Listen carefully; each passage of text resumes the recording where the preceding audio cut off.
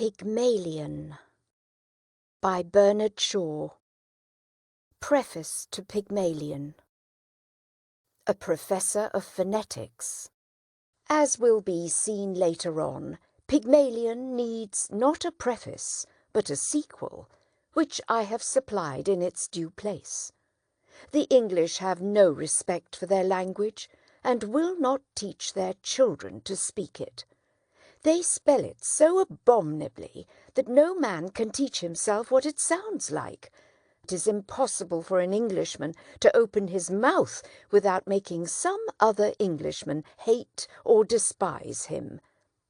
German and Spanish are accessible to foreigners. English is not accessible even to Englishmen. The reformer England needs today is an energetic phonetic enthusiast. That is why I have made such a one the hero of a popular play. There have been heroes of that kind crying in the wilderness for many years past. When I became interested in the subject towards the end of the 1870s, Melville Bell was dead, but Alexander J. Ellis was still a living patriarch with an impressive head, always covered by a velvet skullcap, for which he would apologize to public meetings in a very courtly manner. He and Tito Pagliardini, another phonetic veteran, were men whom it was impossible to dislike. Henry Sweet, then a young man, lacked their sweetness of character. He was about as conciliatory to conventional mortals as Ibsen or Samuel Butler. His great ability as a phonetician, he was, I think, the best of them all at his job, would have entitled him to high official recognition and perhaps enabled him to popularize his subject, but for his satanic contempt for all academic dignitaries and persons in general who thought more of Greek than of phonetics. Once, in the days when the Imperial Institute rose in South Kensington and Joseph Chamberlain was booming the empire, I induced the editor of a leading monthly review to commission an article from Sweet on the imperial importance of his subject. When it arrived, it contained nothing but a savagely derisive attack on a professor of language and literature whose chair Sweet regarded as proper to a phonetic expert only. The article, being libellous, had to be returned as impossible, and I had to renounce my dream of dragging its author into the limelight. When I met him afterwards for the first time for many years, I found to my astonishment that he, who had been a quite tolerably presentable young man, had actually managed by sheer scorn to alter his personal appearance until he had become a sort of walking repudiation of Oxford and all its traditions. It must have been largely in his own despite that he was squeezed into something called a readership of phonetics there. The future of phonetics rests probably with his pupils, who all swore by him, but nothing could bring the man himself into any sort of compliance with the university, to which he nevertheless clung by divine right in an intensely Oxonian way. I dare say his papers, if he has left any, include some satires that may be published without too destructive results 50 years hence. He was, I believe, not in the least an ill-natured man, very much the opposite, I should say, but he would not suffer fools gladly. Those who knew him will recognize in my third act the allusion to the patent shorthand in which he used to write postcards, and which may be acquired from a 4 and 6-penny manual published by the Clarendon Press. The postcards which Mrs. Higgins describes are such as I have received from Sweet. I would decipher a sound which a Cockney would represent by z and a Frenchman by se, and then write demanding with some heat what on earth it meant. Sweet, with boundless contempt for my stupidity, would reply that it not only meant, but obviously was, the word result, as no other word containing that sound and capable of making sense with the context existed in any language spoken on earth. That less expert mortals should require fuller indications was beyond Sweet's patience. Therefore, though the whole point of his current shorthand is that it can express every sound in the language perfectly, vowels as well as consonants, and that your hand has to make no stroke except the easy and current ones with which you write M, N, and U, L, P, and Q, scribbling them at whatever angle comes easiest to you, his unfortunate determination to make this remarkable and quite legible script serve also as a shorthand reduced it in his own practice to the most inscrutable of cryptograms. His true objective was the provision of a full, accurate, legible script for our noble but ill-dressed language. But he was led past that by his contempt for the popular Pitman system of shorthand, which he called the pitfall system. The triumph of Pitman was a triumph of business organization. There was a weekly paper to persuade you to learn Pitman. There were cheap textbooks and exercise books and transcripts of speeches for you to copy, and schools where experienced teachers coached you up to the necessary proficiency. Sweet could not organize his market in that fashion. He might as well have been the Sibyl who tore up the leaves of prophecy that nobody would attend to. The 4 and 6-penny manual, mostly in his lithographed handwriting that was never vulgarly advertised, may perhaps some day be taken up by a syndicate and pushed upon the public as the Times pushed the Encyclopaedia Britannica, but until then it will certainly not prevail against Pitman. I have bought 3 copies of it during my lifetime, and I am informed by the publishers that its cloistered existence is still a steady and healthy one.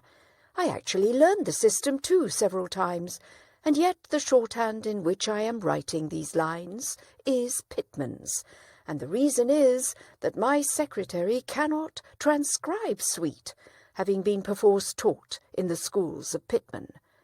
Therefore, Sweet railed at Pitman as vainly as Thersites railed at Ajax. His raillery, however it may have eased his soul, gave no popular vogue to current shorthand. Pygmalion Higgins is not a portrait of Sweet, to whom the adventure of Eliza Doolittle would have been impossible.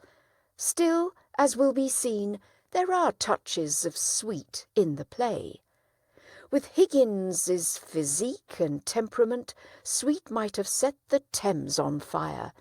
As it was, he impressed himself professionally on Europe to an extent that made his comparative personal obscurity and the failure of Oxford to do justice to his eminence a puzzle to foreign specialists in his subject.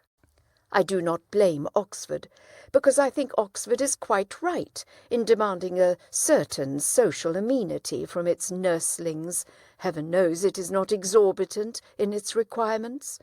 For although I well know how hard it is for a man of genius with a seriously underrated subject to maintain serene and kindly relations with the men who underrate it, and who keep all the best places for less important subjects which they profess without originality, and sometimes without much capacity for them, still, if he overwhelms them with wrath and disdain, he cannot expect them to heap honours on him. Of the later generations of phoneticians I know little. Among them towers the poet laureate, to whom perhaps Higgins may owe his Miltonic sympathies, though here again I must disclaim all portraiture. But if the play makes the public aware that there are such people as phoneticians, and that they are among the most important people in England at present, it will serve its turn. I wish to boast that Pygmalion has been an extremely successful play all over Europe and North America, as well as at home. It is so intensely and deliberately didactic, and its subject is esteemed so dry, that I delight in throwing it at the heads of the wiseacres who repeat the parrot cry that art should never be didactic. It goes to prove my contention that art should never be anything else. Finally, and for the encouragement of people troubled with accents that cut them off from all high employment, I may add that the change wrought by Professor Higgins in The Flower Girl is neither impossible nor uncommon. The modern concierge's daughter, who fulfills her ambition by playing the Queen of Spain in Ruy Blas at the Théâtre Français, is only one of many thousands of men and women who have sloughed off their native dialects and acquired a new tongue. But the thing has to be done scientifically, or the last state of the aspirant may be worse than the first. An honest and natural slum dialect is more tolerable than the attempt of a phonetically untaught person to imitate the vulgar dialect of the golf club. And I am sorry to say that in spite of the efforts of our Academy of Dramatic Art, there is still too much sham golfing English on our stage, and too little of the noble English of Forbes Robertson. Act 1. Covent Garden at 11:15 p.m. Torrents of heavy summer rain. Cab whistles blowing frantically in all directions. Pedestrians running for shelter into the market and under the portico of St. Paul's Church, where there are already several people, among them a lady and her daughter in evening dress. They are all peering out gloomily at the rain, except one man, with his back turned to the rest, who seems wholly preoccupied with a notebook in which he is writing busily. The church clock strikes the first quarter. "I'm getting chilled to the bone. What can Freddie be doing all this time? He's been gone 20 minutes. Not so long, but he ought to have got us a cab by this." "He won't get no cab, not until 11:30, missus, when they come back after dropping their theatre fares." "But we must have a cab. We can't stand here until 11:30. It's too bad." "Well, it ain't my fault, missus." "If Freddie had a bit of gumption, he would have got one at the theatre door. What could he have done, poor boy? Other people got cabs. Why couldn't he?" Freddie rushes in out of the rain from the Southampton street side and comes between them, closing a dripping umbrella. He's a young man of 20, in evening dress, very wet around the ankles. "Well, haven't you got a cab?" "There's not one to be had for love or money." "Oh, Freddie, there must be one. You can't have tried." "It's too tiresome. Do you expect us to go and get one ourselves?" "I tell you, they're all engaged. The rain was so sudden nobody was prepared, and everybody had to take a cab. I've been to Charing Cross one way and nearly to Ludgate Circus the other, and they were all engaged." "Did you try Trafalgar Square?" "There wasn't one at Trafalgar Square." "Did you try?" "I tried as far as Charing Cross Station. Did you expect me to walk to Hammersmith?" "You haven't tried at all." "You really are very helpless, Freddie. Go again, and don't come back until you have found a cab." "I shall simply get soaked for nothing." "And what about us? Are we to stay here all night in this draught with next to nothing on, you selfish pig?" "Oh, very well. I'll go.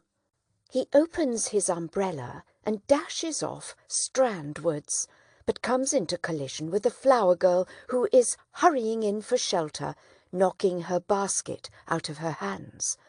A blinding flash of lightning, followed instantly by a rattling peal of thunder, orchestrates the incident. Now then, Freddie, look where you're going, dear. Sorry, he rushes off. There's manners for you. 2 bunches of violets trod into the mud. She sits down on the plinth of the column, sorting her flowers on the lady's right. She is not at all an attractive person. She is perhaps 18, perhaps 20, hardly older.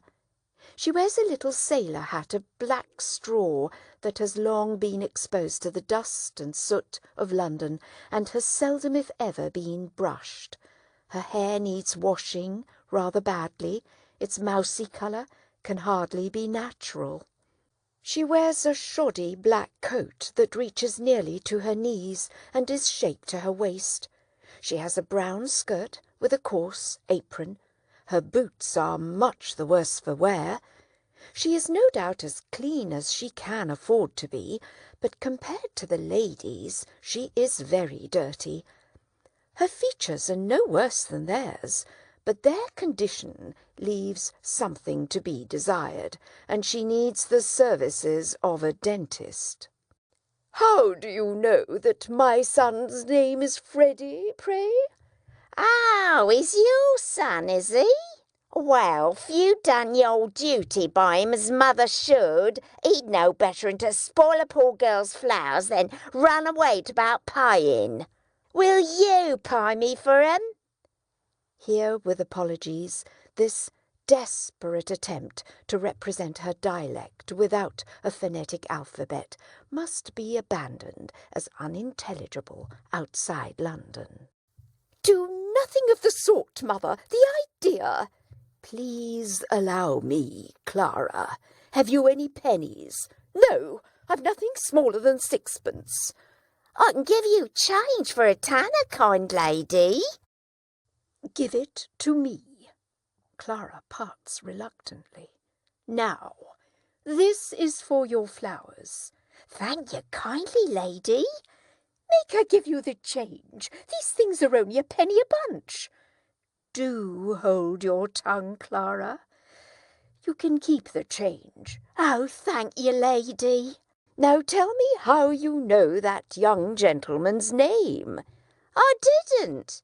I heard you call him by it. Don't try to deceive me. Who's tried to deceive you? I called him Freddie or Charlie, same as you might yourself if you was talking to a stranger and wished to be pleasant. She sits down beside her basket. 6pence thrown away! Really, mamma, you might have spared Freddie that. She retreats in disgust behind the pillar.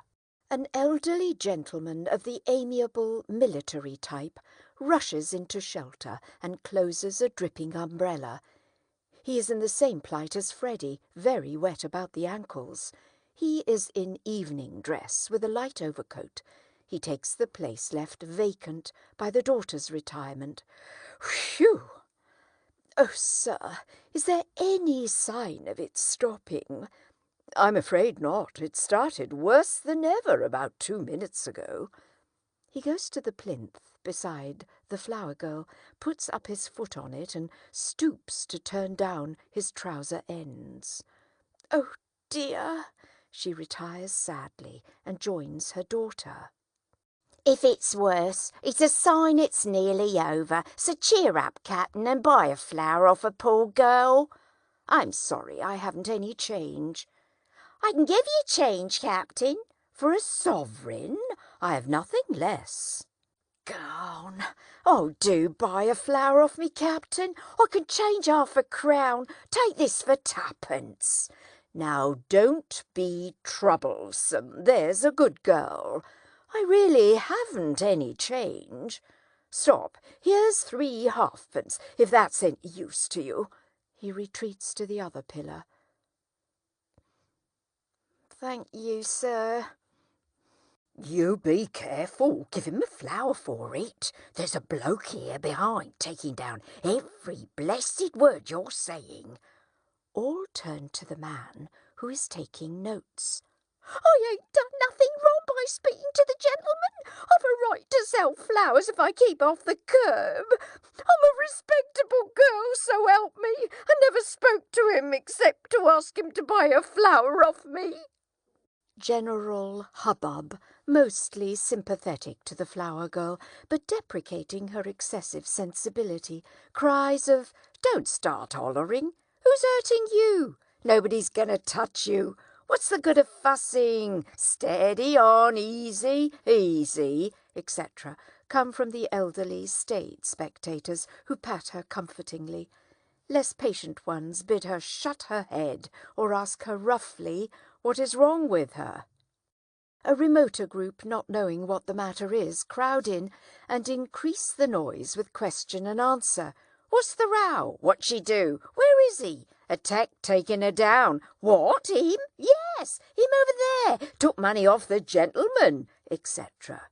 The flower girl, distraught and mobbed, breaks through them to the gentleman, crying mildly, "Oh, sir, don't let him charge me. You don't know what it means to me. They'll take away my character and drive me on the streets for speaking to gentlemen. They—" There, who's hurting you? You silly girl. What do you take me for? It's all right, he's a gentleman. Look at his boots. She thought you was a copper's nark, sir. What's a copper's nark? It's it's a copper's nark, as you might say. What else would you call it? A sort of informer. I take my Bible oath I never said a word. Oh, shut up. Do I look like a policeman? Then what did you take down my words for? How do I know whether you took me down right? You just show me what you wrote about me. The note-taker opens his book and holds it steadily under her nose, though the pressure of the mob trying to read it over his shoulders would upset a weaker man. What's that? That ain't proper writing. I can't read that. I can. Cheer up, kitten, and have a flower off a poor girl. It's because I called him Captain. I meant no harm. Oh, sir, don't let him lay a charge against me for a word like that. You charge? I make no charge. Really, sir, if you are a detective, you need not begin protecting me against molestation by young women until I ask you. Anybody could see that the girl meant no harm. Course they could. What business is it of yours? You mind your own affairs. He wants promotion, he does. Taking down people's words. Girl never said a word to him. What harm if she did? Nice thing a girl can't shelter from the rain without being insulted, etc., etc., etc. She is conducted by the more sympathetic demonstrators back to her plinth, where she resumes her seat and struggles with her emotion. He ain't a tech, he's a bloomin' busybody, that's what he is. I tell you, look at his boots. And how are all your people down at Selsey? Who told you my people come from Selsey? Never you mind, they did.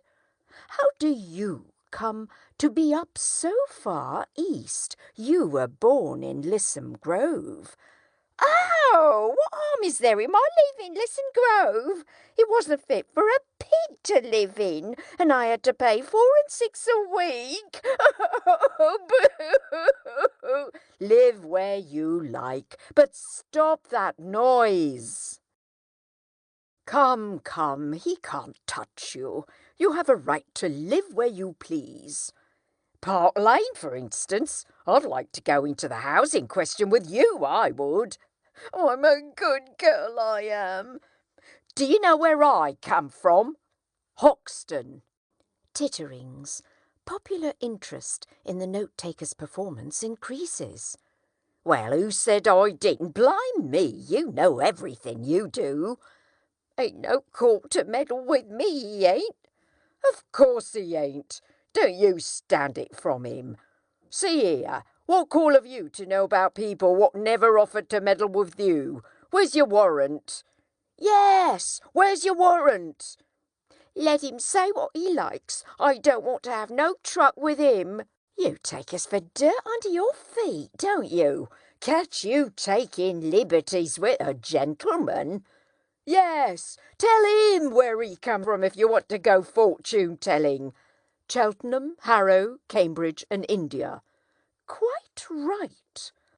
Great laughter, reaction in the note-taker's favour, exclamations of, He knows all about it. Told him proper. Hear him tell the toff where he come from, etc. May I ask, sir, do you do this for your living at a music hall? I've thought of that. Perhaps I shall some day. The rain has stopped, and the persons on the outside of the crowd begin to drop off. He's no gentleman, he ain't, to interfere with the poor girl. What on earth is Freddie doing? I shall get pneumonia if I stay in this draught any longer. Earl's Court. Will you please keep your impertinent remarks to yourself? Did I say that out loud? I didn't mean to. I beg your pardon. Your mother's Epsom, unmistakably. How very curious. I was brought up in Large Lady Park, near Epsom. What a devil of a name! Excuse me. You want a cab, do you? Don't dare speak to me. Oh, please, please, Clara. Her daughter repudiates her with an angry shrug and retires haughtily. We should be so grateful to you, sir, if you found us a cab. The note-taker produces a whistle. Oh, thank you. She joins her daughter. The note-taker blows a piercing blast. There, I knowed he was a plain-clothes copper. That ain't a police whistle, that's a sporting whistle. He's no right to take away my character. My character's the same to me as any lady's. I don't know whether you've noticed it, but the rain stopped about 2 minutes ago. So it has. Why didn't you say so before and us losing our time listening to your silliness? He walks off towards the Strand. I can tell where you come from. You come from Hanwell. Go back there. Hanwell. Thank you, teacher. Ho, so long. He touches his hat with mock respect and strolls off. Frightening people like that. How would he like it himself? It's quite fine now, Clara. We can walk to a motor bus. Come. She gathers her skirts above her ankles and hurries off towards the Strand. But the cab! Her mother is out of hearing. Oh, how tiresome! She follows angrily. All the rest have gone except the note-taker, the gentleman, and the flower girl, who sits arranging her basket and still pitying herself in murmurs. Poor girl! Hard enough for her to live without being worrited and chivied. How do you do it, if I may ask? Simply phonetics, the science of speech. That's my profession, also my hobby. Happy is the man who can make a living by his hobby. You can spot an Irishman or a Yorkshireman by his brogue. I can place any man within 6 miles. I can place him within 2 miles in London, sometimes within 2 streets. Ought to be ashamed of himself, unmanly coward. But is there a living in that? Oh, yes, quite a fat one. This is an age of upstarts. Men begin in Kentish Town with £80 a year and end in Park Lane with 100,000. They want to drop Kentish Town, but they give themselves away every time they open their mouths. Now, I can teach them. Let him mind his own business and leave a poor girl. Woman, cease this detestable boohooing instantly, or else seek the shelter of some other place of worship. I've a right to be here if I like, same as you. A woman who utters such depressing and disgusting sounds has no right to be anywhere, no right to live. Remember that you are a human being with a soul and the divine gift of articulate speech, that your native language is the language of Shakespeare and Milton and the Bible, and don't sit there crooning like a bilious pigeon. Ow! Heavens, what a sound! He writes, then holds out the book and reads, reproducing her vowels exactly. Ow!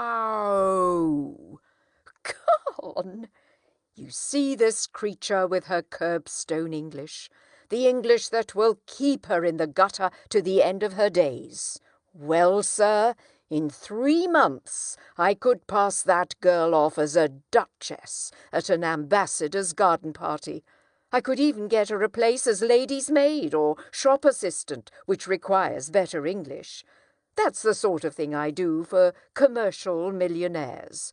And on the profits of it I do genuine scientific work in phonetics, and a little as a poet on Miltonic lines.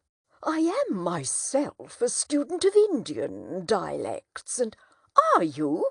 Do you know Colonel Pickering, the author of Spoken Sanskrit? I am Colonel Pickering. Who are you? Henry Higgins, author of Higgins's Universal Alphabet. I came from India to meet you. I was going to India to meet you. Where do you live? 27A Wimpole Street. Come and see me tomorrow. I'm at the Carlton. Come with me now, and let's have a jaw over some supper. Right you are. Buy a flower, kind gentleman. I'm short for my lodging. I really haven't any change, I'm sorry. He goes away. Liar! You said you could change half a crown. You ought to be stuffed with nails, you ought. Take the whole blooming basket for 6pence. The church clock strikes the 2nd quarter. A reminder. He raises his hat solemnly, then throws a handful of money into the basket and follows Pickering. Ow! Ow! Ow! Ow! Got one at last. Hello, where are the 2 ladies that were here? They walked to the bus when the rain stopped. And left me with a cab on my hands. Damnation! Never you mind, young man. I'm going home in a taxi. She sails off to the cab. The driver puts his hand behind him and holds the door firmly shut against her. Quite understanding his mistrust, she shows him her handful of money. 8pence ain't no object to me, Charlie. He grins and opens the door. Angel Court, Drury Lane, round the corner of Mickle John's oil shop. Let's see how fast you can make a hobbit. She gets in and pulls the door to with a slam as the taxicab starts. Well, I'm dashed. Act 2. Next day at 11 a.m, Higgins' laboratory in Wimpole Street. It is a room on the 1st floor, looking on the street, and was meant for the drawing room. The double doors are in the middle of the back hall, and persons entering find in the corner to their right 2 tall file cabinets at right angles to one another against the walls. In this corner stands a flat writing table on which are a phonograph, a laryngoscope, a row of tiny organ pipes with a bellows, a set of lamp chimneys for singing flames with burners attached to a gas plug in the wall by an India rubber tube, several tuning forks of different sizes, a life-size image of half a human head showing in section the vocal organs, and a box containing a supply of wax cylinders for the phonograph. Further down the room on the same side is a fireplace with a comfortable leather-covered easy chair at the side of the hearth nearest the door and a coal scuttle. There is a clock on the mantelpiece. Between the fireplace and the phonograph table is a stand for newspapers. On the other side of the central door, to the left of the visitor, is a cabinet of shallow drawers. On it is a telephone and the telephone directory. The corner beyond and most of the side wall is occupied by a grand piano, with the keyboard at the end furthest from the door, and a bench for the player extending the full length of the keyboard. On the piano is a dessert dish heaped with fruit and sweets, mostly chocolates. The middle of the room is clear. Besides the easy chair, the piano bench, and 2 chairs at the phonograph table, there is one stray chair. It stands near the fireplace. On the walls, engravings, mostly Piranesi and mezzotint portraits. No paintings. Pickering is seated at the table, putting down some cards and a tuning fork which he has been using. Higgins is standing up near him, closing 2 or 3 file drawers which are hanging out. He appears in the morning light as a robust, vital, appetizing sort of man of 40 or thereabouts, dressed in a professional-looking black frock coat with a white linen collar and black silk tie. He is of the energetic scientific type, heartily, even violently interested in everything that can be studied as a scientific subject, and careless about himself and other people, including their feelings. He is, in fact, but for his years and size, rather like a very impetuous baby, taking notice eagerly and loudly, and requiring almost as much watching to keep him out of unintended mischief. His manner varies from genial bullying, when he is in a good humour, to stormy petulance when anything goes wrong, but he is so entirely frank and void of malice that he remains likeable even in his least reasonable moments. "Well, I think that's the whole show." "It's really amazing. I haven't taken half of it in, you know. Would you like to go over any of it again?" "No, thank you, not now. I'm quite done up for this morning." "Tired of listening to sounds?"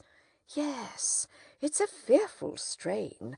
I rather fancied myself because I can pronounce 24 distinct vowel sounds, but your 130 beat me. I can't hear a bit of difference between most of them." "Oh, that comes with practice. You hear no difference at first, but you keep on listening and presently you find they're all as different as A from B." Mrs. Pierce looks in. She's Higgins' housekeeper. "What's the matter?" "A young woman wants to see you, sir." "A young woman? What does she want?" "Well, sir, she says you'll be glad to see her when you know what she's come about. She's quite a common girl, sir, very common indeed. I should have sent her away, only I thought perhaps you wanted her to talk into your machines. I hope I've not done wrong. But really, you see such queer people sometimes. You'll excuse me, I'm sure, sir." "Oh, that's all right, Mrs. Pierce. Has she an interesting accent?" "Oh, something dreadful, sir, really. I don't know how you can take an interest in it." "Let's have her up. Show her up, Mrs. Pierce." He rushes across to his working table and picks out a cylinder to use on the phonograph. "Very well, sir. It's for you to say." She goes downstairs. "This is rather a bit of luck. I'll show you how I make records. We'll set her talking, and I'll take it down first in Bell's visible speech, then in broad Romic, and then we'll get her on the phonograph so that you can turn her on as often as you like with a written transcript before you." This is the young woman, sir." The flower girl enters in state.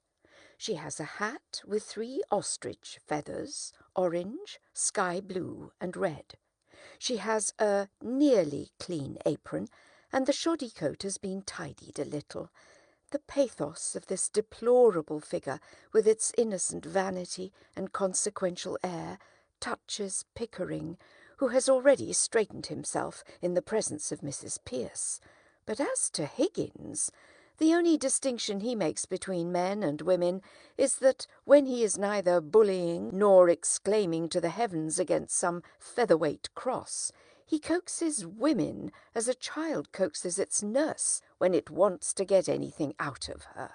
"Why, this is the girl I jotted down last night. She's no use. I've got all the records I want of the Listen Grove lingo, and I'm not going to waste another cylinder on it. Be off with you. I don't want you. Don't you be so saucy. You ain't heard what I come for yet. Did you tell him I come in a taxi? Nonsense, girl. What do you think a gentleman like Mr. Higgins cares what you came in? Oh, we are proud. He ain't above giving lessons, not him. I heard him say so. Well, I ain't come here to ask for any compliment, and if my money's not good enough, I can go elsewhere. Good enough for what? Good enough for you. Now you know, don't you? I'm come to have lessons, I am, and to pay for 'em too, make no mistake. Well, what do you expect me to say to you? Well, if you was a gentleman, you might ask me to sit down, I think. Don't I tell you I'm bringing you business? Pickering, shall we ask this baggage to sit down, or shall we throw her out of the window? Oh, I won't be called a baggage when I've offered to pay like any lady. Motionless, the two men stare at her from the other side of the room, amazed. What is it you want, my girl? I want to be a lady in a flower shop instead of selling at a corner of Tottenham Court Road. But they won't take me unless I can talk more genteel. He said he could teach me. Well, here I am, ready to pay him, not asking any favour, and he treats me as if I was dirt. How can you be such a foolish, ignorant girl as to think you could afford to pay Mr. Higgins? Why shouldn't I? I know what lessons cost as well as you do, and I'm ready to pay. How much? Now you're talking. I thought you'd come off it when you saw a chance of getting back a bit of what you chucked at me last night. You'd had a drop in, hadn't you? Sit down. Oh, if you're going to make a compliment of it, sit down. Sit down, girl. Do as you're told. She places the stray chair near the hearthrug between Higgins and Pickering and stands behind it, waiting for the girl to sit down. Ow! She stands, half rebellious, half bewildered. Won't you sit down? Don't mind if I do. She sits down. Pickering returns to the hearthrug. What's your name? Eliza Doolittle. Eliza, Elizabeth, Betsy and Bess. They went to the woods to get a bird's nest. They found a nest with 4 eggs in it. They took 1 apiece and left 3 in it. They laugh heartily at their own wit. Oh, don't be silly.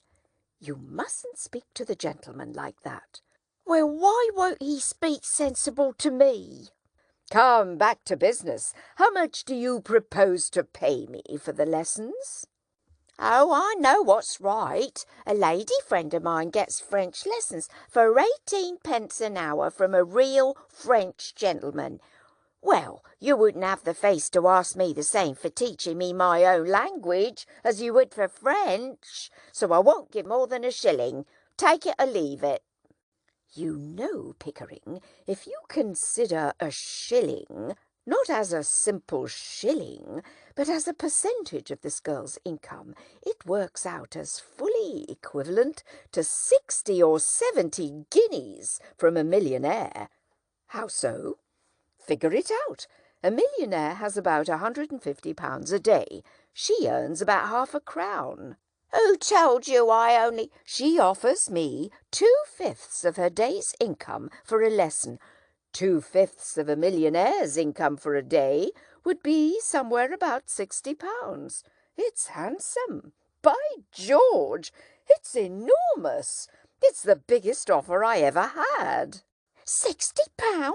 What are you talking about? I never offered you £60. Where would I get... Hold your tongue. But I ain't got £60. Oh! Don't cry, you silly girl. Sit down. Nobody is going to touch your money. Somebody is going to touch you with a broomstick if you don't stop snivelling. Sit down. Oh, one would think you was my father. If I decide to teach you, I'll be worse than 2 fathers to you. Here." He offers her his silk handkerchief. What's this for? To wipe your eyes, to wipe any part of your face that feels moist. Remember, that's your handkerchief, and that's your sleeve. Don't mistake the one for the other if you wish to become a lady in a shop. Liza, utterly bewildered, stares helplessly at him. It's no use talking to her like that, Mr. Higgins. She doesn't understand you. Besides, you're quite wrong. She doesn't do it that way at all. She takes the handkerchief. Here, you give me that handkerchief. He give it to me, not to you. He did. I think it must be regarded as her property, Mrs. Pierce. Serve you right, Mr. Higgins. Higgins, I'm interested. What about the ambassador's garden party? I'll say you're the greatest teacher alive if you make that good. I'll bet you all the expenses of the experiment you can't do it, and I'll pay for the lessons. Oh, you are real good. Thank you, Captain. It's almost irresistible. She is so deliciously low, so horribly dirty. Ow, I ain't dirty. I washed my face and hands afore I come, I did. You're certainly not going to turn her head with flattery, Higgins. Oh, don't say that, sir. There's more ways than one of turning a girl's head, and nobody can do it better than Mr. Higgins, though he may not always mean it. I do hope, sir, you won't encourage him to do anything foolish. What is life but a series of inspired follies? The difficulty is to find them to do. Never lose a chance. It doesn't come every day. I shall make a duchess of this draggle-tailed gutter-snipe. Ow! Yes, in 6 months, in 3 if she has a good ear and a quick tongue. I'll take her anywhere and pass her off as anything. We'll start today, now, this moment. Take her away and clean her, Mrs. Pierce. Monkey brand if it won't come off any other way. Is there a good fire in the kitchen? Yes, but take all her clothes off and burn them. Ring up Whitley or somebody for new ones. Wrap her up in brown paper till they come. You're no gentleman, you're not, to talk of such things. I'm a good girl, I am, and I know what the like of you are, I do. We want none of your Listen Grove prudery here, young woman. You've got to learn to behave like a duchess. Take her away, Mrs. Pierce. If she gives you any trouble, wallop her. No, I'll call the police, I will. But I've no place to put her. Put her in the dustbin. Ow! Oh, come, Higgins, be reasonable. You must be reasonable, Mr. Higgins. Really, you must. You can't walk over everybody like this. Higgins, thus scolded, subsides. The hurricane is succeeded by a zephyr of amiable surprise. I walk over everybody? My dear Mrs. Pierce, my dear Pickering, I never had the slightest intention of walking over anyone. All I propose is that we should be kind to this poor girl. We must help her to prepare and fit herself for her new station in life. If I did not express myself clearly, it was because I did not wish to hurt her delicacy or yours. Liza, reassured, steals back to her chair. Well, did you ever hear anything like that, sir? Never, Mrs. Pierce, never. What's the matter? Well, the matter is, sir, that you can't take a girl up like that as if you were picking up a pebble on the beach. Why not? Why not? But you don't know anything about her. What about her parents? She may be married. Gone. There, as the girl very properly says, gone, married indeed. Don't you know that a woman of that class looks a worn-out drudge of 50 a year after she's married? Who'd marry me? By George, Eliza, the streets will be strewn with the bodies of men shooting themselves for your sake before I've done with you. Nonsense, sir. You mustn't talk like that to her. I'm going away. He's off his chump, he is. I don't want no bummies teaching me. Oh, indeed. I'm mad, am I? Very well, Mrs. Pierce. You needn't order the new clothes for her. Throw her out. Now, you got no right to touch me. You see now what comes of being saucy. This way, please. I didn't want no clothes. I wouldn't have taken them. She throws away the handkerchief. I can buy my own clothes. You're an ungrateful, wicked girl.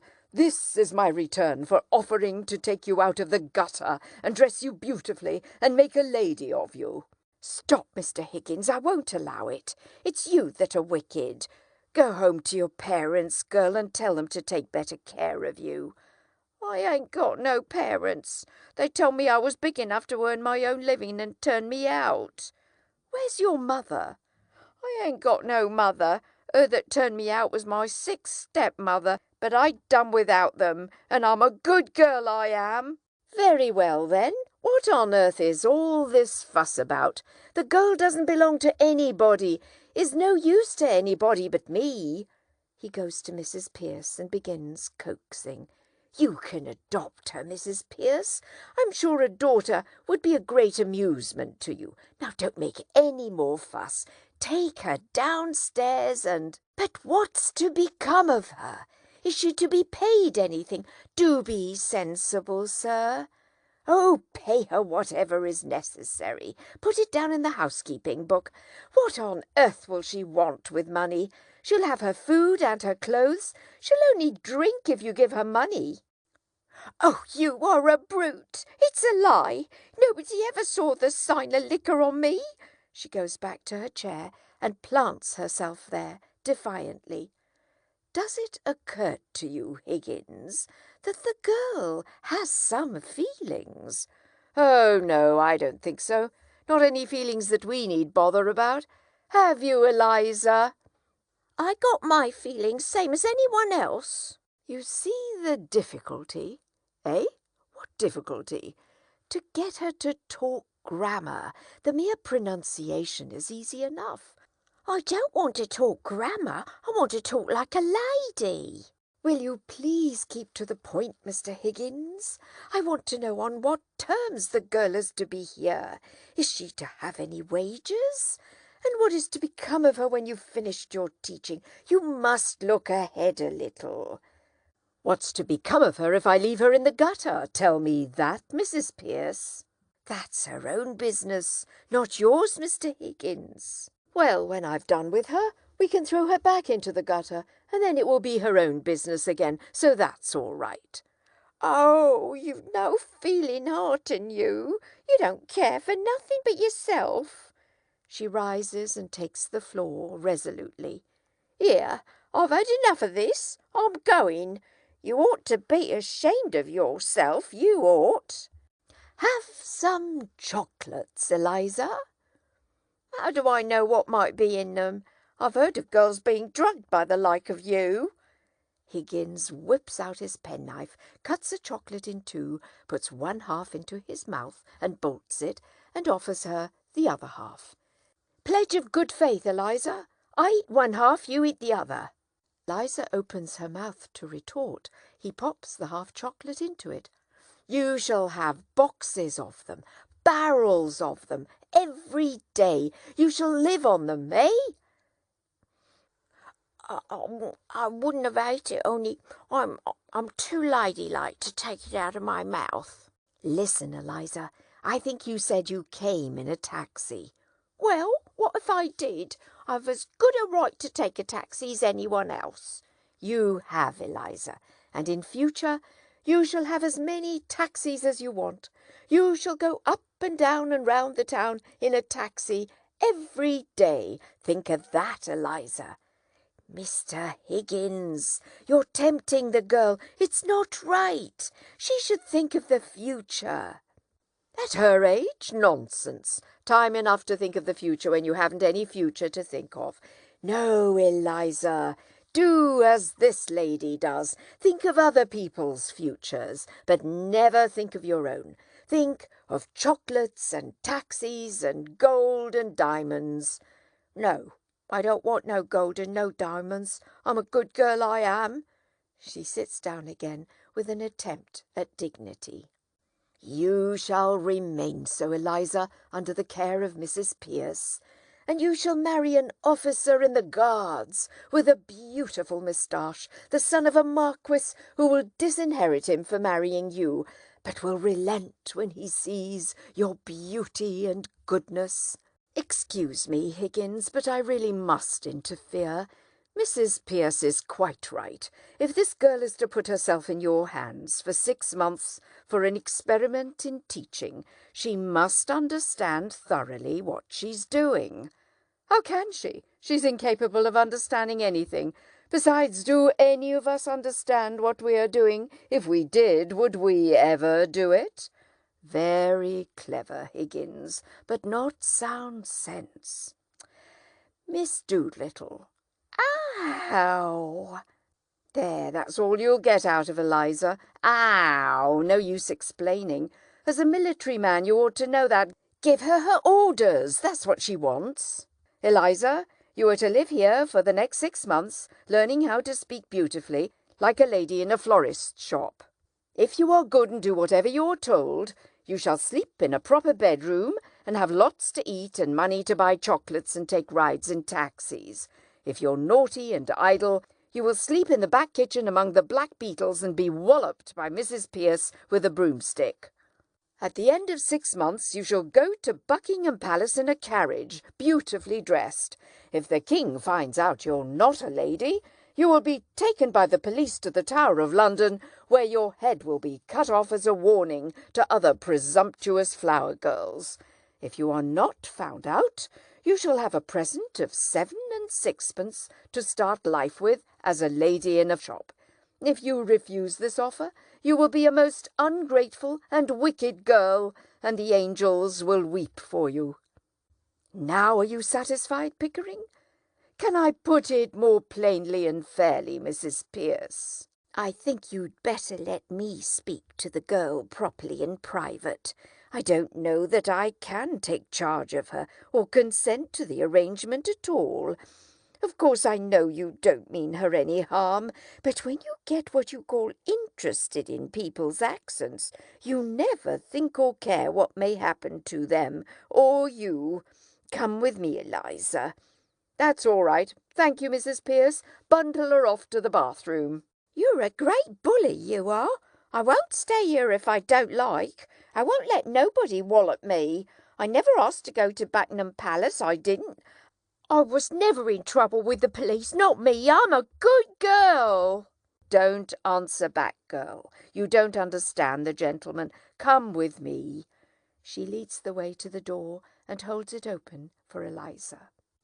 Well, what I say's right. I won't go near the king, not if I'm going to have my head cut off. If I'd known what I was letting myself in for, I wouldn't have come here. I always been a good girl, and I never offered to say a word to him, and I don't owe him nothing, and I don't care, and I won't be put upon, and I have my feelings the same as anyone else.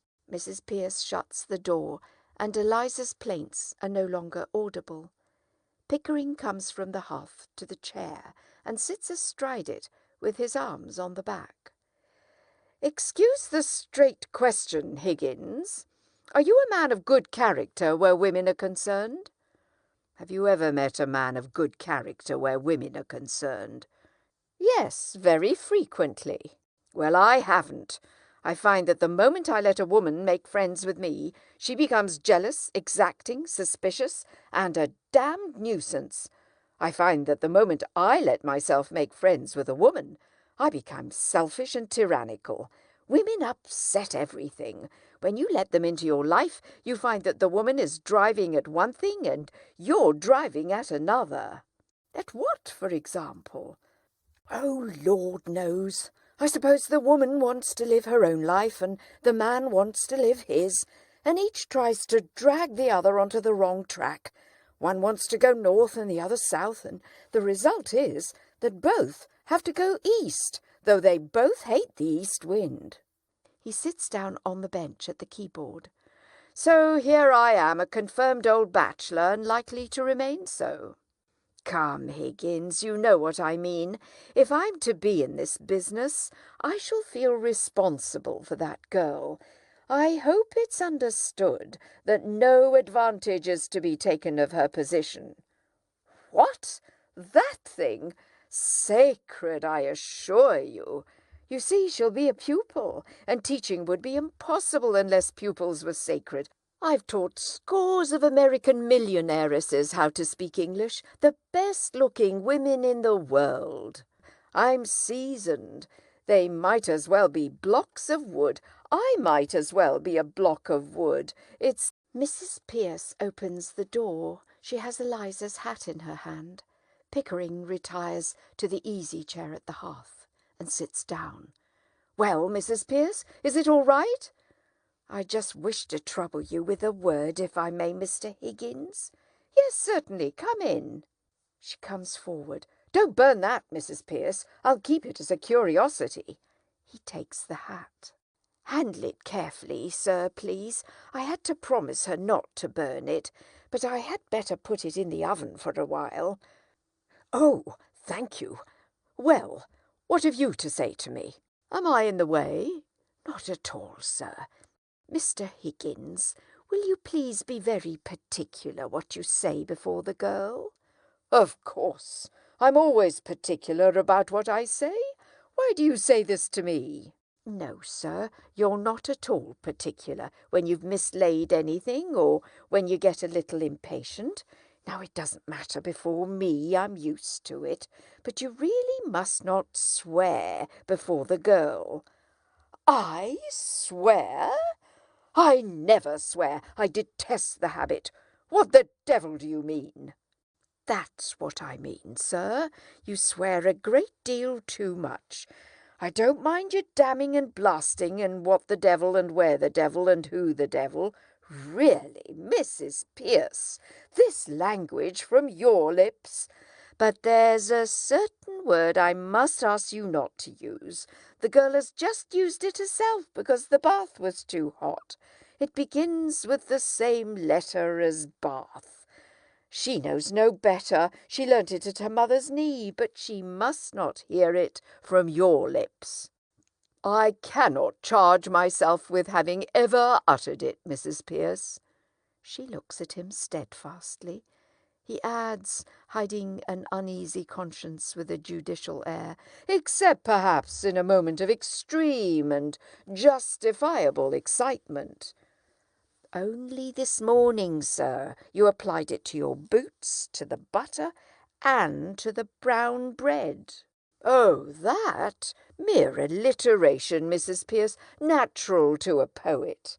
"Well, sir, whatever you choose to call it, I beg you not to let the girl hear you repeat it." "Oh, very well, very well. Is that all?" "No, sir.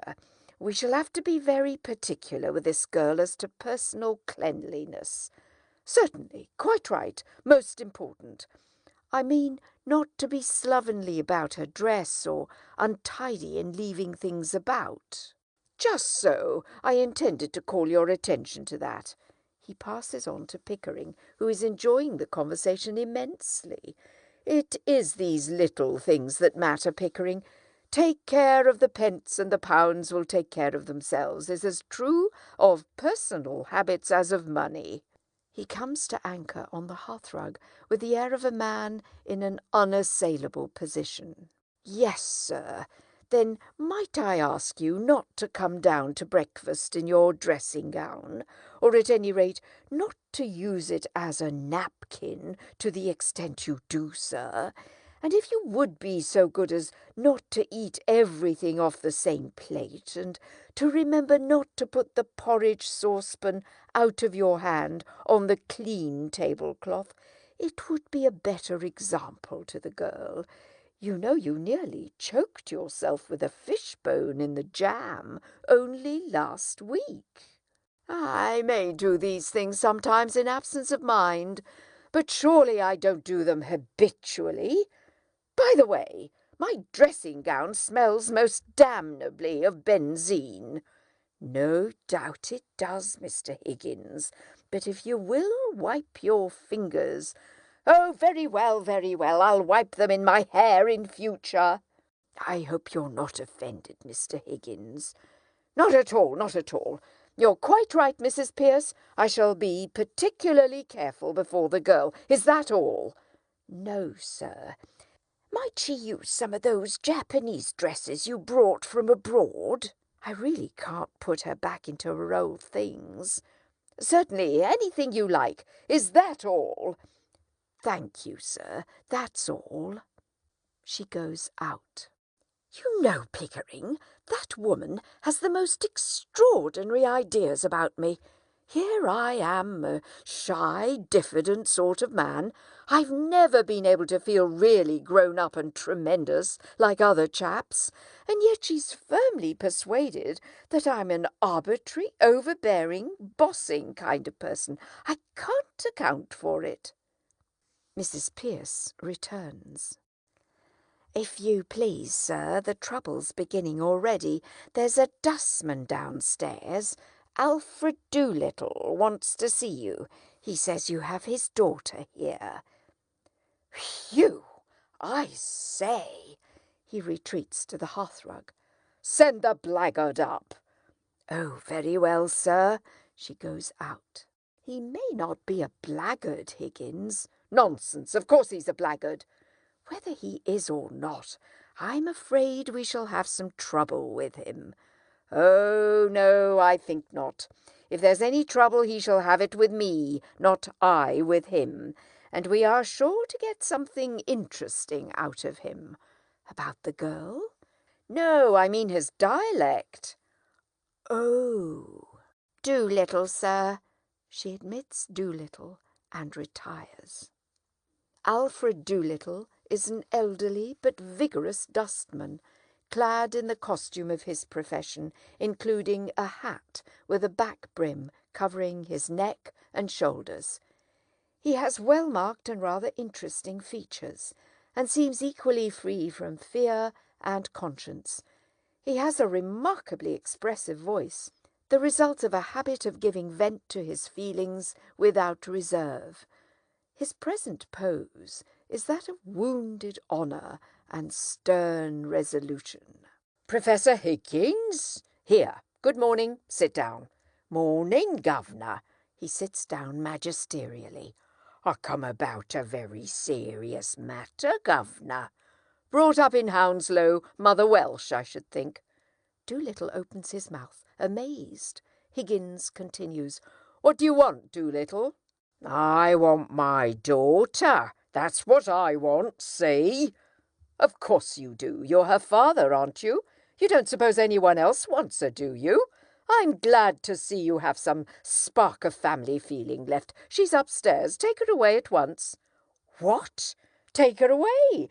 Do you suppose I'm going to keep your daughter for you? Now, look here, Governor. Is this reasonable? Is it fair to take advantage of a man like this? The girl belongs to me. You got her. Where do I come in?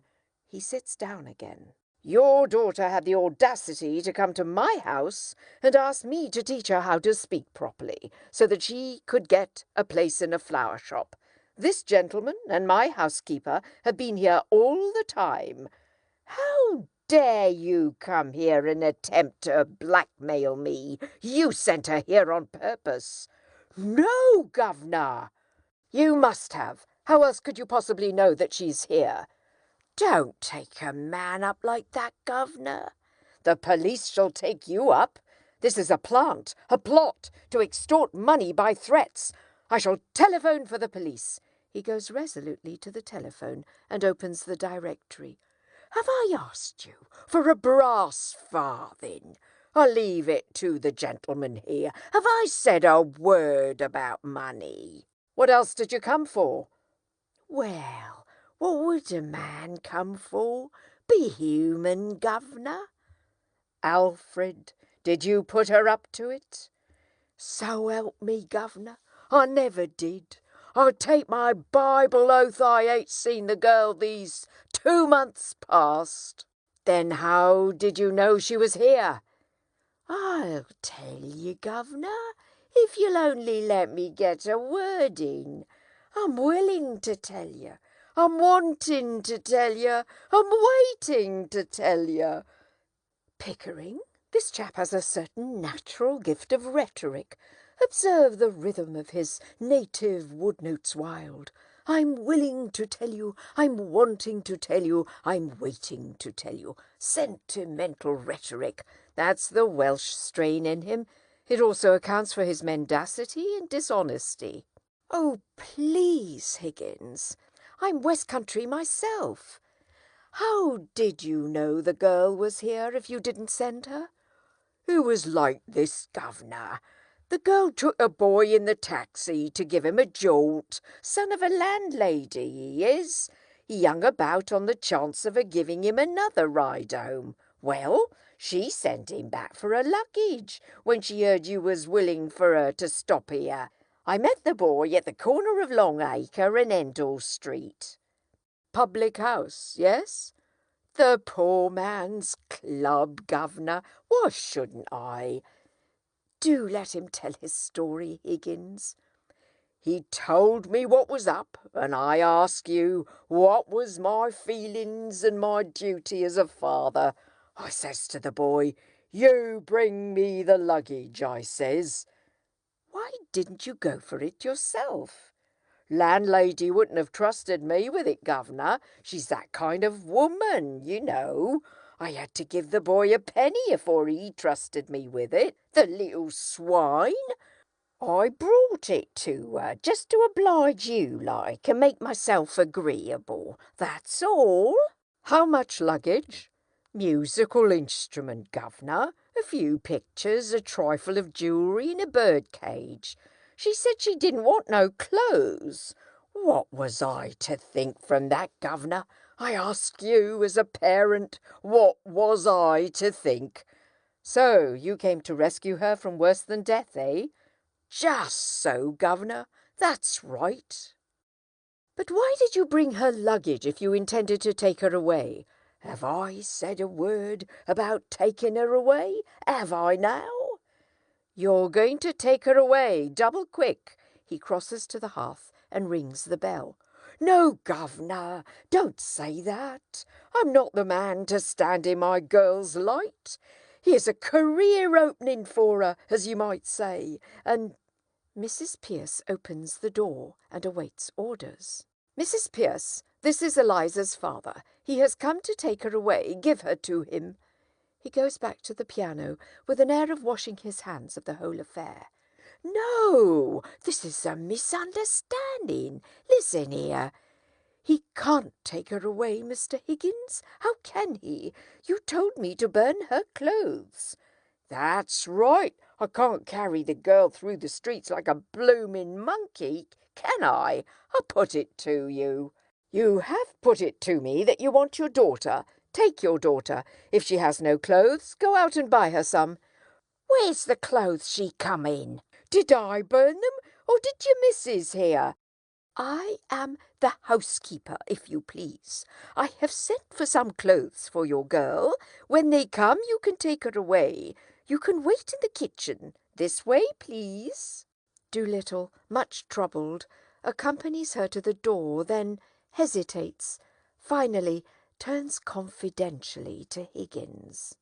Listen here, governor. You and me is men of the world, ain't we? Oh, men of the world, are we? You'd better go, Mrs. Pierce. I think so indeed, sir. She goes with dignity. The floor is yours, Mr. Doolittle. I thank you, governor. To Higgins, who takes refuge on the piano bench, a little overwhelmed by the proximity of his visitor, for Doolittle has a professional flavour of dust about him. Well, the truth is, I've taken a sort of fancy to you, governor, and if you want the girl, I'm not so set on having her back home again, but what I might be open to an arrangement. Regarded in the light of a young woman, she's a fine, handsome girl. As a daughter, she's not worth her keep, and so I tell you straight. All I ask is my rights as a father, and you're the last man alive to expect me to let her go for nothing, for I can see you're one of the straight sort, governor. Well, what's a £5 note to you, and what's Eliza to me? He returns to his chair and sits down judicially. I think you ought to know, Doolittle, that Mr. Higgins' intentions are entirely honourable. Course they are, governor. If I thought there wasn't, I'd ask 50. Do you mean to say, you callous rascal, that you would sell your daughter for £50? Not in a general way, I wouldn't.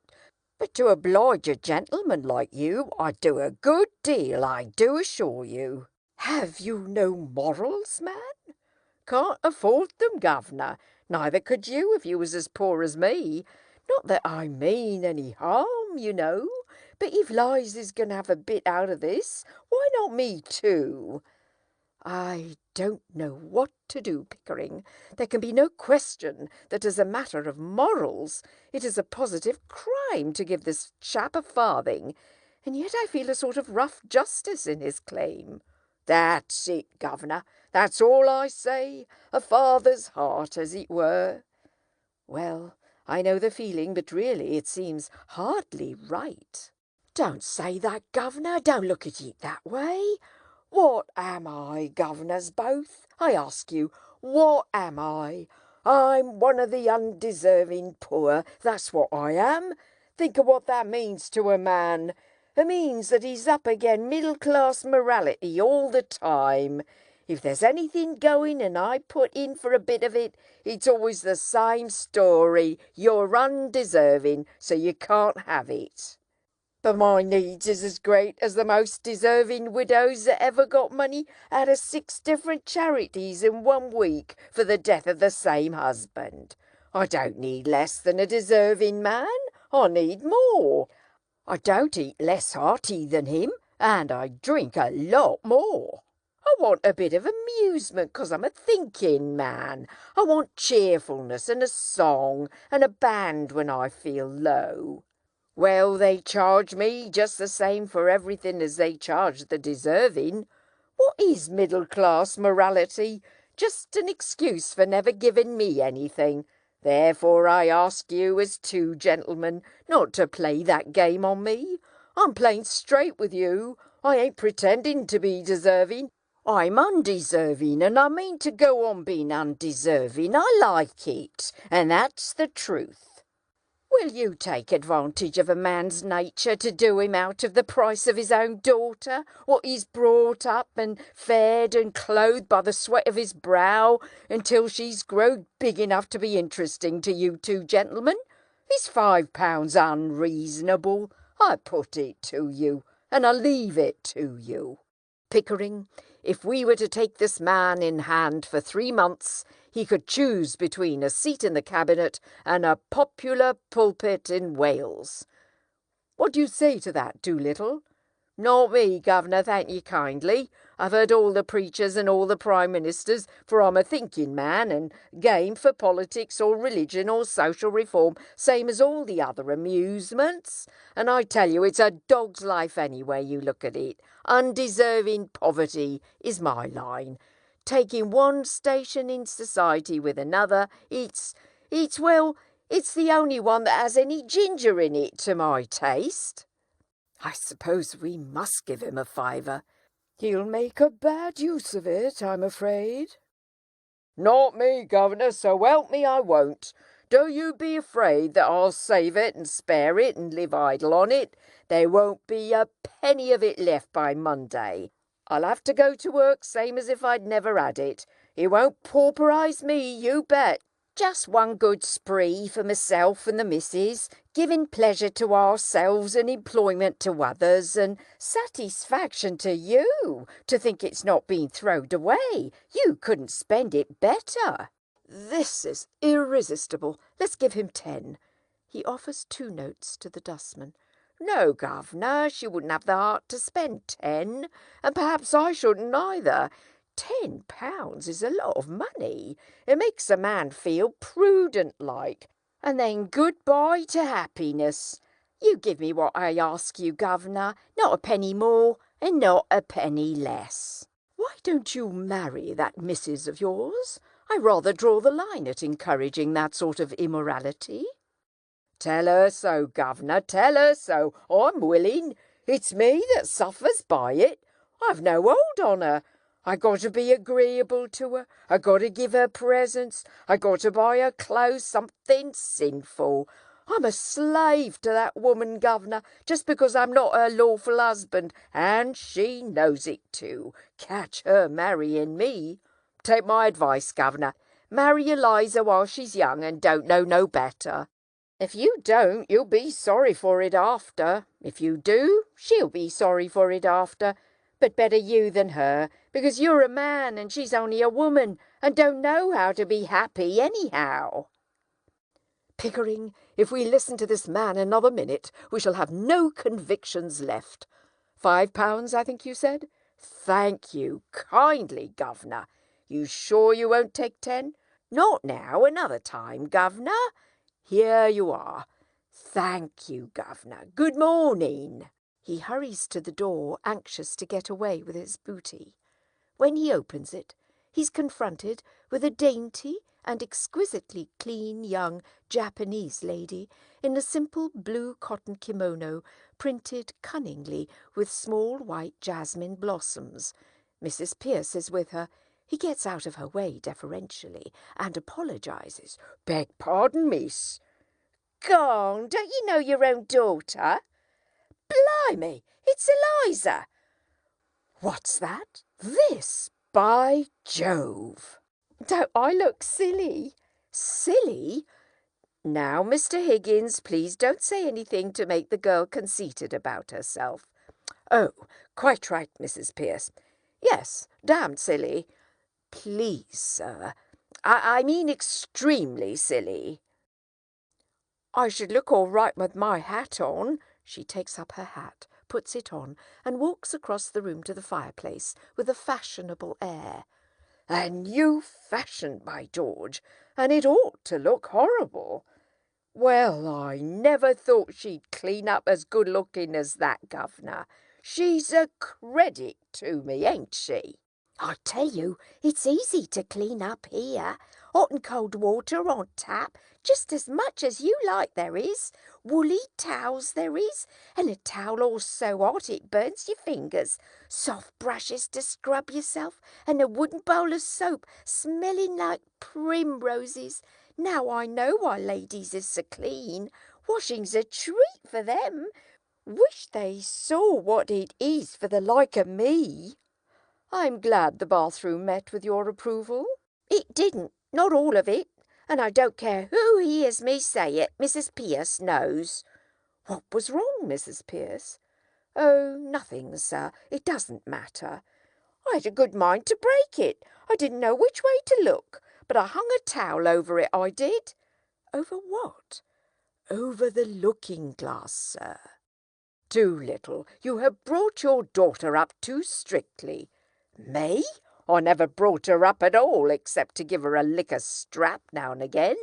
Don't put it on me, governor. She ain't accustomed to it, you see, that's all. But she'll soon pick up your free and easy ways. I'm a good girl, I am, and I won't pick up no free and easy ways. Eliza, if you say again that you're a good girl, your father shall take you home. Not him, you don't know my father. All he come here for was to touch you for some money to get drunk on. Well, what else would I want money for? To put into the plate in church, I suppose. She puts out her tongue at him. He is so incensed by this that Pickering presently finds it necessary to step between them. Don't you give me none of your lip, and don't let me hear you giving this gentleman any of it neither, or you'll hear from me about it, see? Have you any further advice to give her before you go, Doolittle? Your blessing, for instance? No, governor, I ain't such a mug as to put up my children to all I know myself. Hard enough to hold them in without that. If you want Eliza's mind improved, governor, you do it yourself with a strap. So long, gentlemen. He turns to go. Stop! You'll come regularly to see your daughter. It's your duty, you know. My brother is a clergyman, and he could help you in your talks with her. Certainly, I'll come, governor. Not just this week, because I have a job at a distance, but later on you may depend on me. Afternoon, gentlemen. Afternoon, ma'am. He takes off his hat to Mrs. Pierce, who disdains the salutation and goes out. He winks at Higgins, thinking him probably a fellow-sufferer from Mrs. Pierce's difficult disposition, and follows her. Don't you believe the old liar? He'd as soon you set a bulldog on him as a clergyman. You won't see him again in a hurry. I don't want to, Eliza. Do you? Not me. I don't want never to see him again, I don't. He's a disgrace to me, he is, collecting dust instead of working at his trade.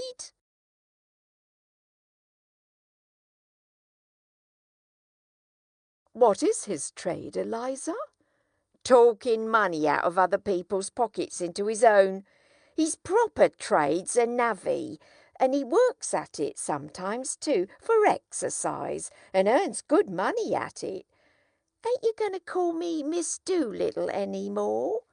I beg your pardon, Miss Doolittle. It was a slip of the tongue. Oh, I don't mind, only it sounded so genteel. I should just like to take a taxi to the corner of Tottenham Court Road and get out there and tell it to wait for me, just to put the girls in their place a bit. I wouldn't speak to them, you know. Better wait till we get you something really fashionable. Besides, you shouldn't cut your old friends now that you have risen in the world. That's what we call snobbery. You don't call the like of them my friends now, I should hope. They've took it out of me often enough with their ridicule when they had the chance, and now I mean to get a bit of my own back. But if I'm to have fashionable clothes, I'll wait. I should like to have some. Mrs. Pierce says you're going to give me some to wear in bed at night, different to what I wear in the daytime. But it do seem a waste of money when you could get something to show. Besides, I never could fancy changing into cold things on a winter night. Now, Eliza, the new things have come for you to try on. Ow! She rushes out. Oh, don't rush about like that, girl. She shuts the door behind her. Pickering, we have taken on a stiff job. Higgins, we have. Act 3. It is Mrs. Higgins' at-home day. Nobody has yet arrived. Her drawing-room, in a flat on Chelsea Embankment, has 3 windows looking on the river, and the ceiling is not so lofty as it would be in an older house of the same pretension. The windows are open, giving access to a balcony with flowers in pots. If you stand with your face to the windows, you have the fireplace on your left and the door in the right-hand wall close to the corner nearest the windows. Mrs. Higgins was brought up on Morris and Burne-Jones, and her room, which is very unlike her son's room in Wimpole Street, is not crowded with furniture and little tables and knick-knacks. In the middle of the room there is a big ottoman, and this, with the carpet, the Morris wallpapers, and the Morris chintz window curtains and brocade covers of the ottoman and its cushions, supply all the ornament, and are much too handsome to be hidden by odds and ends of useless things. A few good oil paintings from the exhibitions in the Grosvenor Gallery 30 years ago, The Burne-Jones, not the Whistler side of them, are on the walls. The only landscape is a Cecil Lawson on the scale of a Rubens. There is a portrait of Mrs. Higgins as she was when she defied fashion in her youth, in one of the beautiful Rossettian costumes, which, when caricatured by people who did not understand, led to the absurdities of popular aestheticism in the 1870s.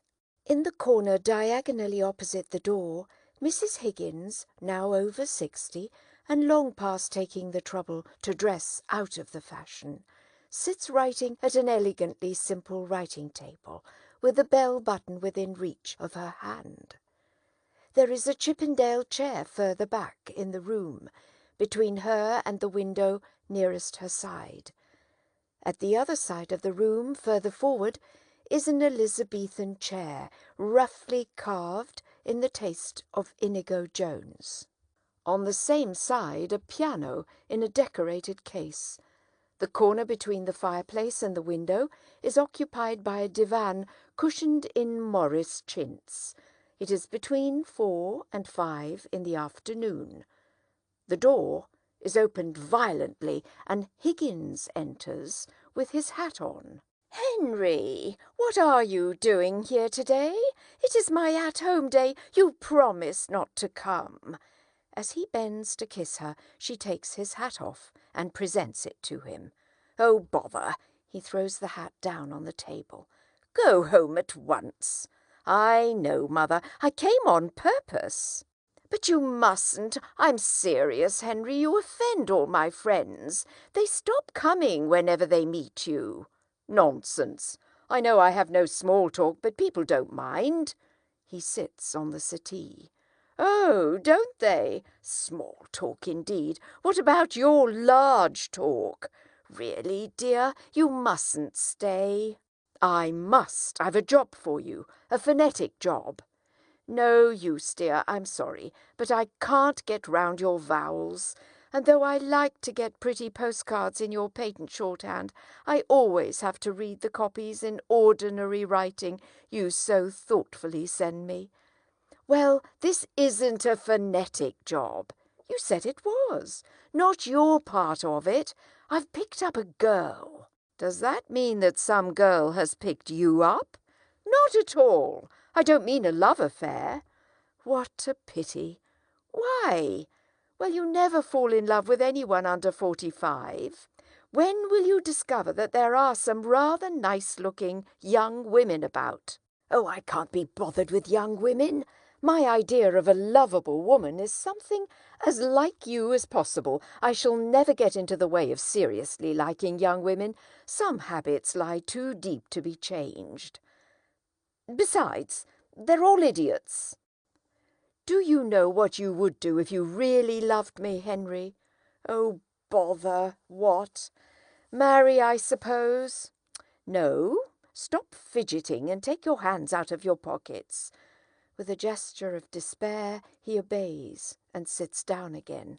"That's a good boy. Now tell me about the girl." "She's coming to see you." "I don't remember asking her." "You didn't. I asked her. If you'd known her, you wouldn't have asked her." "Indeed? Why?" "Well, it's like this. She's a common flower girl. I picked her off the curbstone." "And invited her to my at-home?" "Oh, that'll be all right. I've taught her to speak properly, and she has strict orders as to her behaviour. She's to keep to 2 subjects, the weather and everybody's health. Fine day and how do you do, you know, and not to let herself go on things in general. That will be safe." "Safe? To talk about our health? About our insides? Perhaps about our outsides? How could you be so silly, Henry?" "Well, she must talk about something." He controls himself and sits down again. "Oh, she'll be all right. Don't you fuss. Pickering is in it with me. I've a sort of bet on that I'll pass her off as a duchess in 6 months. I started on her some months ago, and she's getting on like a house on fire. I shall win my bet. She has a quick ear, and she's been easier to teach than my middle-class pupils, because she's had to learn a complete new language. She talks English almost as you talk French." "That's satisfactory, at all events. Well, it is and it isn't. What does that mean?" "You see, I've got her pronunciation all right, but you have to consider not only how a girl pronounces, but what she pronounces, and that's where—" They are interrupted by the parlour-maid announcing guests. "Mrs. and Miss Eynsford Hill." She withdraws. "Oh, Lord!" He rises, snatches his hat from the table, and makes for the door, but before he reaches it, his mother introduces him. Mrs. and Miss Eynsford Hill are the mother and daughter who sheltered from the rain in Covent Garden. The mother is well-bred, quiet, and has the habitual anxiety of straitened means. The daughter has acquired a gay air of being very much at home in society, the bravado of genteel poverty. "How do you do?" They shake hands. "How do you do?" She shakes. "My son Henry." "Your celebrated son. I have so longed to meet you, Professor Higgins." "Delighted." He backs against the piano and bows brusquely. "How do you do?" "I've seen you before somewhere. I haven't the ghost of a notion where, but I've heard your voice. It doesn't matter. You'd better sit down." "I'm sorry to say that my celebrated son has no manners. You mustn't mind him." "I don't." She sits in the Elizabethan chair. "Not at all." She sits on the ottoman between her daughter and Mrs. Higgins, who has turned her chair away from the writing table. "Oh, have I been rude? I didn't mean to be." He goes to the central window, through which, with his back to the company, he contemplates the river and the flowers in Battersea Park on the opposite bank, as if they were a frozen dessert. The parlour-maid returns, ushering in Pickering. "Colonel Pickering." She withdraws. "How do you do, Mrs. Higgins? So glad you've come. Do you know Mrs. Eynsford Hill? Miss Eynsford Hill?" Exchange of bows. The Colonel brings the Chippendale chair a little forward between Mrs. Hill and Mrs. Higgins and sits down. "Has Henry told you what we've come for?" "We were interrupted, damn it." "Oh, Henry, really?" "Are we in the way?" No, you couldn't have come more fortunately. We want you to meet a friend of ours." "Yes, by George, we want 2 or 3 people. You'll do as well as anybody else." The parlour-maid returns, ushering Freddie. "Mr. Eynsford Hill." "God of heaven, another of them." "How d'ye do? Very good of you to come. Colonel Pickering." "How d'ye do? I don't think you know my son, Professor Higgins." "How d'ye do?" Take my oath, I've met you before somewhere. Where was it?" "I don't think so." "It don't matter anyhow. Sit down." He shakes Freddie's hand and almost slings himself on the ottoman with his face to the windows, then comes round to the other side of it. "Well, here we are anyhow." He sits down on the ottoman next Mrs. Eynsford Hill, on her left. "And now, what the devil are we going to talk about until Eliza comes? Henry, you are the life and soul of the Royal Society's soirees, but really you're rather trying on more commonplace occasions." "Am I? Very sorry." "I suppose I am, you know." "I sympathise. I haven't any small talk. If people would only be frank and say what they really think." "Lord forbid! But why? What they think they ought to think is bad enough, Lord knows. But what they really think would break up the whole show. Do you suppose it would be really agreeable if I were to come out now with what I really think?" "Is it so very cynical?" Cynical? Who the dickens said it was cynical? I mean, it wouldn't be decent. Oh, I'm sure you don't mean that, Mr. Higgins. You see, we're all savages, more or less. We're supposed to be civilized and cultured, to know all about poetry and philosophy and art and science and so on. But how many of us know even the meanings of these names? What do you know of poetry? What do you know of science? What does he know of art or science or anything else? What the devil do you imagine I know of philosophy? Or of manners, Henry? Miss Doolittle. She withdraws. Here she is, Mother. He stands on tiptoe and makes signs over his mother's head to Eliza to indicate to her which lady is her hostess. Eliza, who is exquisitely dressed, produces an impression of such remarkable distinction and beauty as she enters that they all rise quite flustered. Guided by Higgins's signals, she comes to Mrs. Higgins with studied grace. "How do you do, Mrs. Higgins?" She gasps slightly in making sure of the H in Higgins, but is quite successful. "Mr. Higgins told me I might come." "Quite right. I'm very glad indeed to see you." "How do you do, Miss Doolittle?" "Colonel Pickering, is it not?" "I feel sure we have met before, Miss Doolittle. I remember your eyes." "How do you do?" She sits down on the ottoman gracefully, in the place just left vacant by Higgins. "My daughter Clara." "How do you do?" "How do you do?" She sits down on the ottoman beside Eliza, devouring her with her eyes. "I've certainly had the pleasure. My son Freddie." "How do you do?" Freddie bows and sits down in the Elizabethan chair, infatuated. "By George, yes, it all comes back to me." They stare at him. "Covent Garden! What a damned thing!" "Henry, please." He is about to sit on the edge of the table. "Don't sit on my writing table. You'll break it." "Sorry."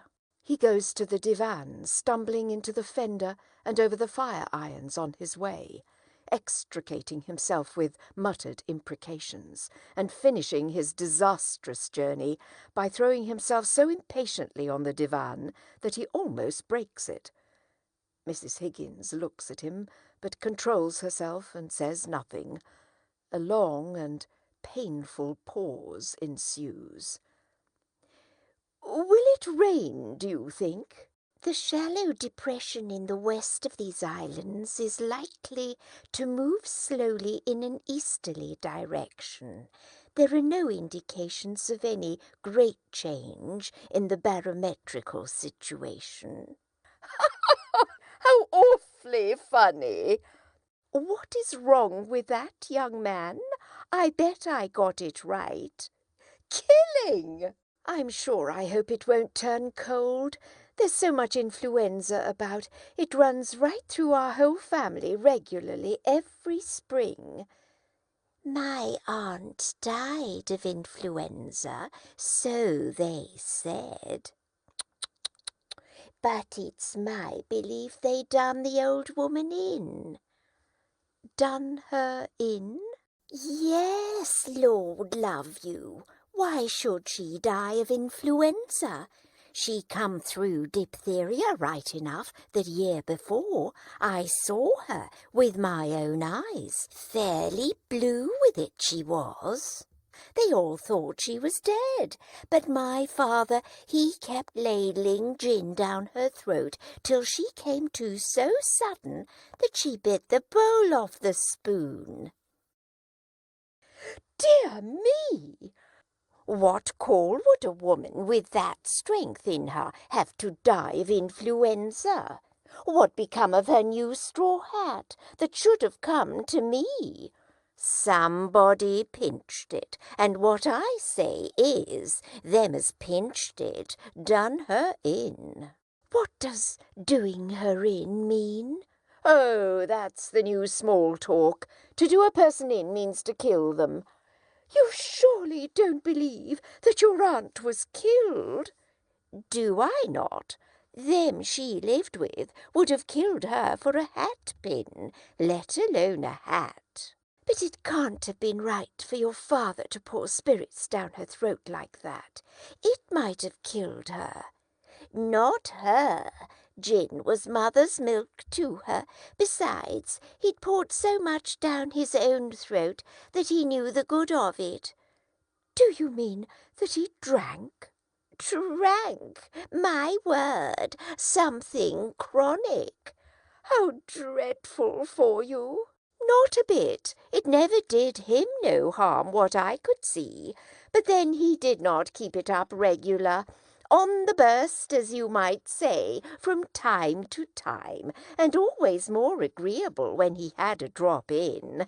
When he was out of work, my mother used to give him fourpence and tell him to go out and not come back until he'd drunk himself cheerful and loving like.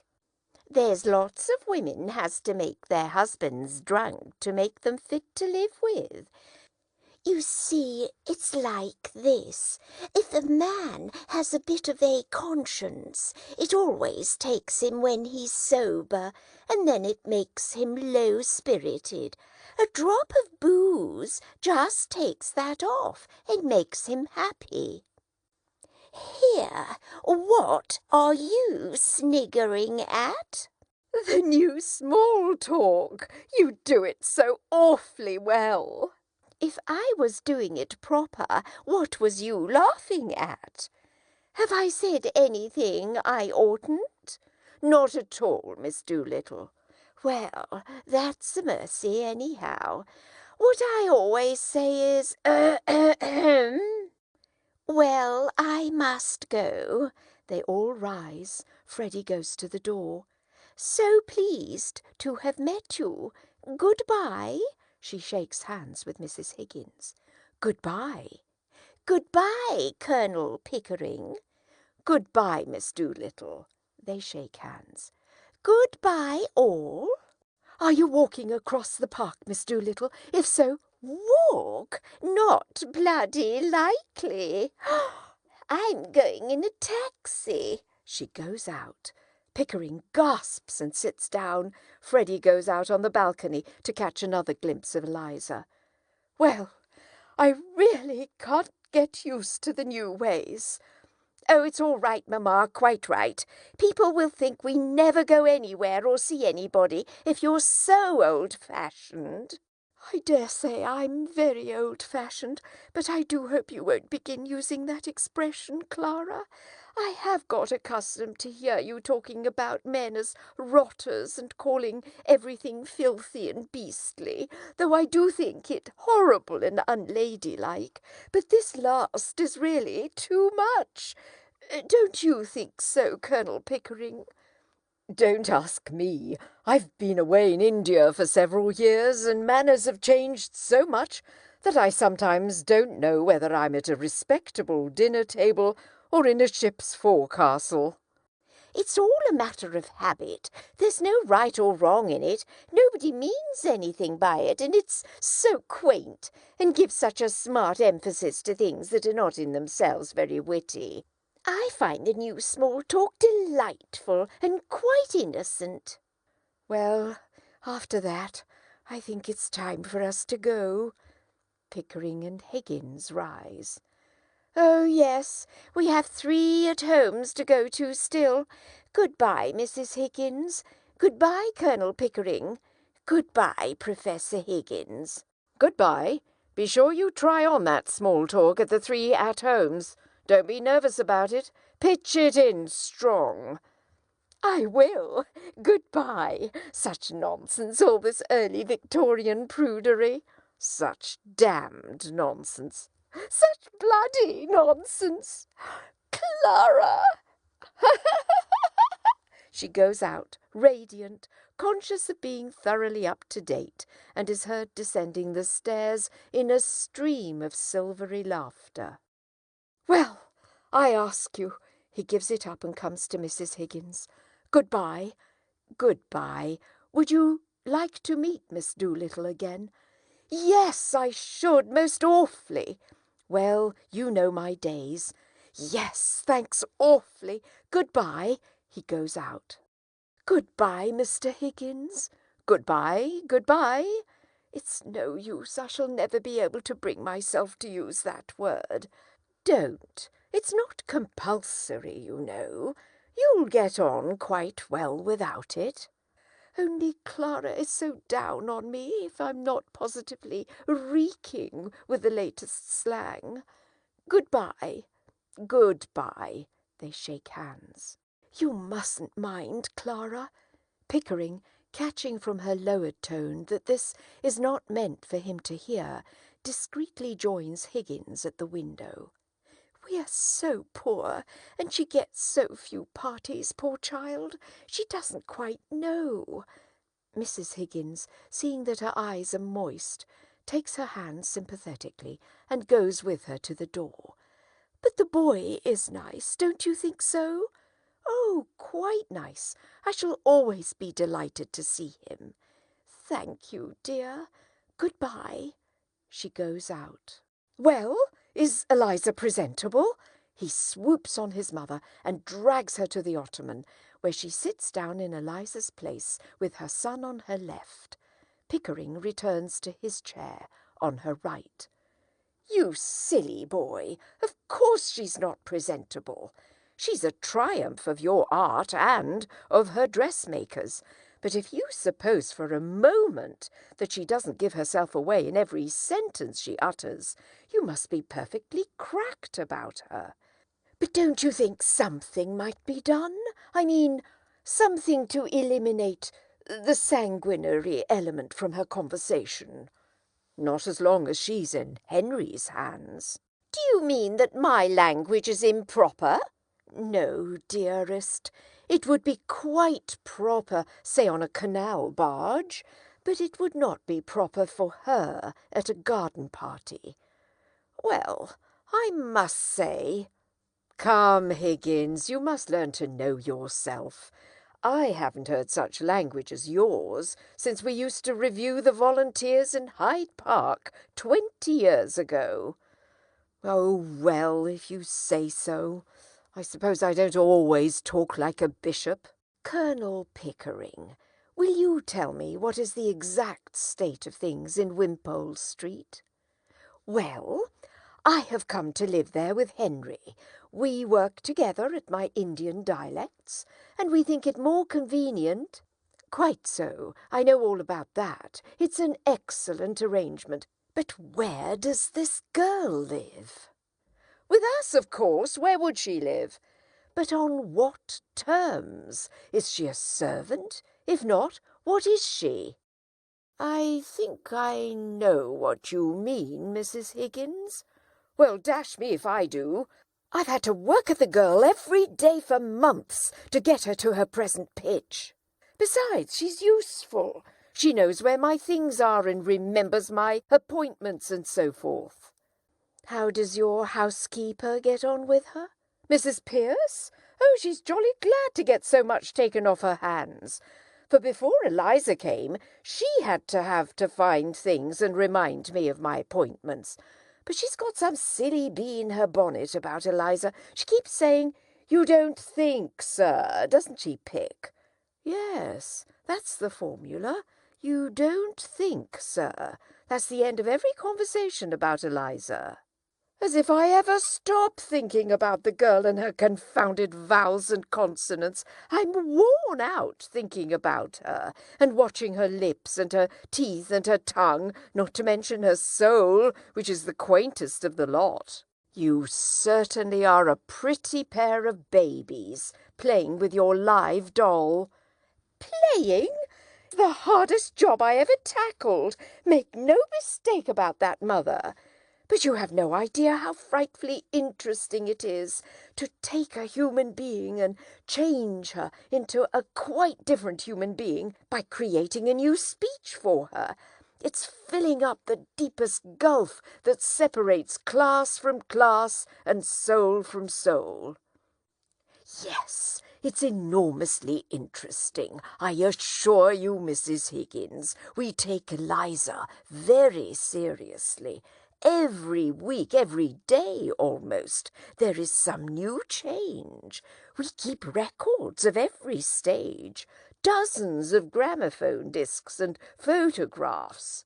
Yes, by George, it's the most absorbing experiment I've ever tackled. She regularly fills our lives up, doesn't she, Pig? We're always talking Eliza, teaching Eliza, dressing Eliza. What? Inventing new Elizas. Higgins and Pickering are speaking together. You know she has the most extraordinary quickness of ear. I assure you, my dear Mrs. Higgins, that girl, just like a parrot. I've tried her with everything. Is a genius. She can play the piano quite beautifully. Possible sort of sound that a human being can make. We have taken her to classical concerts and to music. Continental dialects, African dialects, Hottentot, halls, and it's all the same to her. She plays everything, clicks, things that took me years to get hold of, and she hears right off when she comes home. Whether it's she picks them up like a shot right away, as if she had Beethoven and Brahms or Lehar and Lionel Morrington. Been at it all her life, though 6 months ago she'd never as much as touched a piano. Shh, shh, shh, shh. They stop. I beg your pardon. He draws his chair back, apologetically. Sorry, when Pickering starts shouting, nobody can get a word in edgeways. Be quiet, Henry. Colonel Pickering, don't you realise that when Eliza walked into Wimpole Street, something walked in with her? Her father did, but Henry soon got rid of him. It would have been more to the point if her mother had, but as her mother didn't, something else did. But what? A problem. Oh, I see. The problem of how to pass her off as a lady. I'll solve that problem. I've half solved it already. No, you two infinitely stupid male creatures. The problem of what is to be done with her afterwards. I don't see anything in that. She can go her own way with all the advantages I have given her. The advantages of that poor woman who was here just now? The manners and habits that disqualify a fine lady from earning her own living without giving her a fine lady's income? Is that what you mean? Oh, that will be all right, Mrs. Higgins. He rises to go. We'll find her some light employment. She's happy enough, don't you worry about her. Goodbye. He shakes hands as if he were consoling a frightened child and makes for the door. Anyhow, there's no good bothering now. The thing's done. Goodbye, Mother. He kisses her and follows Pickering. There are plenty of openings. We'll do what's right. Goodbye. Let's take her to the Shakespeare exhibition at Earl's Court. Yes, let's. Her remarks will be delicious. She'll mimic all the people for us when we get home. Ripping! Both are heard laughing as they go downstairs. Mrs. Higgins rises with an impatient bounce and returns to her work at the writing table. She sweeps a litter of disarranged papers out of her way, snatches a sheet of paper from her stationery case, and tries resolutely to write. At the third line she gives it up, flings down her pen, grips the table angrily, and exclaims, "Oh, men! Men! Men!" Act 4. The Wimpole Street Laboratory. Midnight. Nobody in the room. The clock on the mantelpiece strikes 12. The fire is not alight. It is a summer night. Presently Higgins and Pickering are heard on the stairs. "I say, Pick, lock up, will you? I shan't be going out again." "Right. Can Mrs. Pierce go to bed? We don't want anything more, do we?" "Lord, no." Eliza opens the door and is seen on the lighted landing in opera cloak, brilliant evening dress and diamonds, with fan, flowers and all accessories. She comes to the hearth and switches on the electric lights there. She is tired. Her pallor contrasts strongly with her dark eyes and hair, and her expression is almost tragic. She takes off her cloak, puts her fan and flowers on the piano, and sits down on the bench, brooding and silent. Higgins, in evening dress, with overcoat and hat, comes in carrying a smoking jacket, which he has picked up downstairs. He takes off the hat and overcoat, throws them carelessly on the newspaper stand, disposes of his coat in the same way, puts on the smoking jacket, and throws himself wearily into the easy chair at the hearth. Pickering, similarly attired, comes in. He also takes off his hat and overcoat, and is about to throw them on Higgins's, when he hesitates. "I say, Mrs. Pierce will row if we leave these things lying about in the drawing-room." "Oh, chuck them over the banisters into the hall. She'll find them there in the morning and put them away all right. She'll think we were drunk." "We are, slightly. Are there any letters?" "I didn't look." Pickering takes the overcoats and hats and goes downstairs. Higgins begins, half singing, half yawning, an air from La Fanciulla del Golden West. La, la, la, la, la. Suddenly he stops and exclaims, "I wonder where the devil my slippers are." Eliza looks at him darkly, then leaves the room. Higgins yawns again and resumes his song. La, la, la, la. Pickering returns with the contents of the letterbox in his hand. "Only circulars, and this coroneted billet doux for you." He throws the circulars into the fender and posts himself on the hearthrug with his back to the grate. "Money lender." He throws the letter after the circulars. Eliza returns with a pair of large down-at-heel slippers. She places them on the carpet before Higgins, and sits as before, without a word. "Oh, Lord, what an evening! What a crew! What a silly tomfoolery!" He raises his shoe to unlace it, and catches sight of the slippers. He stops unlacing and looks at them as if they had appeared there of their own accord. "Oh, there they are they? Well, I feel a bit tired. It's been a long day. The garden party, a dinner party, and the opera. Rather too much of a good thing. But you've won your bet, Higgins. Eliza did the trick, and something to spare, eh? Thank God it's over." Eliza flinches violently, but they take no notice of her, and she recovers herself and sits stonily as before. "Were you nervous at the garden party? I was. Eliza didn't seem a bit nervous." "Oh, she wasn't nervous. I knew she'd be all right. No, it's the strain of putting the job through all these months that has told on me. It was interesting enough at first while we were at the phonetics, but after that I got deadly sick of it. If I hadn't backed myself to do it, I should have chucked the whole thing up 2 months ago. It was a silly notion. The whole thing has been a bore." "Oh, come, the garden party was frightfully exciting. My heart began beating like anything." "Yes, for the first 3 minutes. But when I saw we were going to win hands down, I felt like a bear in a cage, hanging about doing nothing. The dinner was worse, sitting gorging there for over an hour with nobody but a damned fool of a fashionable woman to talk to. I tell you, Pickering, never again for me. No more artificial duchesses. The whole thing has been simple purgatory." "You've never been broken in properly to the social routine. I rather enjoy dipping into it occasionally myself. It makes me feel young again. Anyhow, it was a great success, an immense success. I was quite frightened once or twice because Eliza was doing it so well.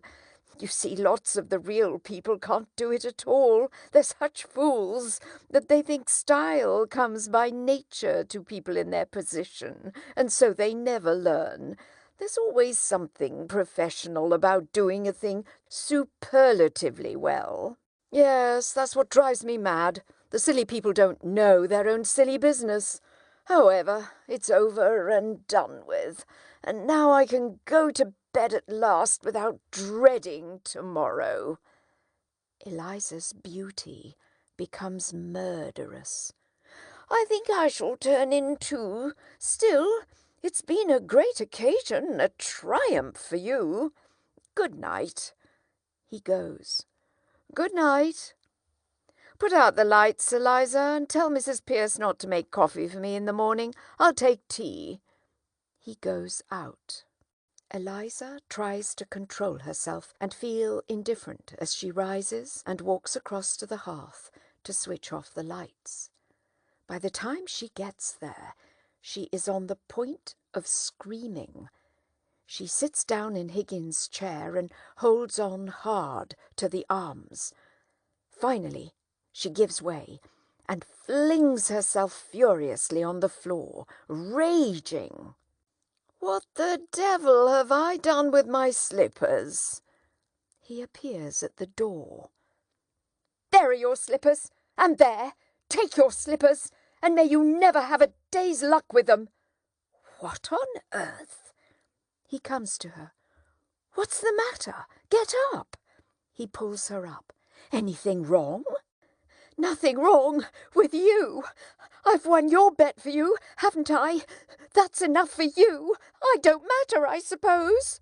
You won my bet. You, presumptuous insect. I won it. What did you throw those slippers at me for? Because I wanted to smash your face. I'd like to kill you, you selfish brute. Why didn't you leave me where you picked me out of in the gutter? You thank God it's all over, and that now you can throw me back again there, do you? She crisps her fingers frantically. The creature is nervous after all. Liza gives a suffocated scream of fury and instinctively darts her nails at his face. Ah, would you? Claws in, you cat. How dare you show your temper to me? Sit down and be quiet. He throws her roughly into the easy chair. What's to become of me? What's to become of me? How the devil do I know what's to become of you? What does it matter what becomes of you? You don't care. I know you don't care. You wouldn't care if I was dead. I'm nothing to you, not so much as them slippers. Those slippers! Those slippers! I didn't think it made any difference now. A pause. Eliza hopeless and crushed. Higgins a little uneasy. Why have you begun going on like this? May I ask whether you complain of your treatment here? No. Has anybody behaved badly to you?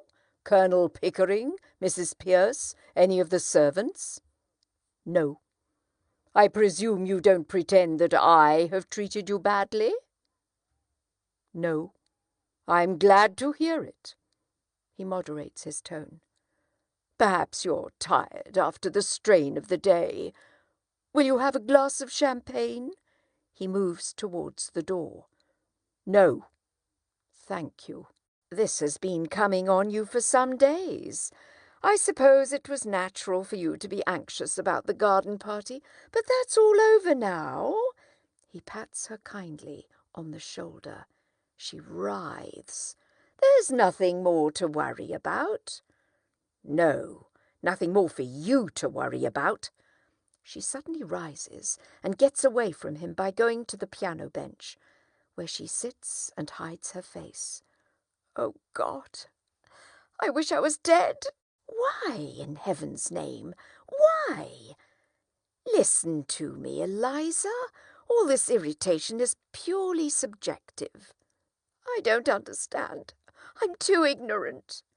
It's only imagination, low spirits and nothing else. Nobody's hurting you. Nothing's wrong.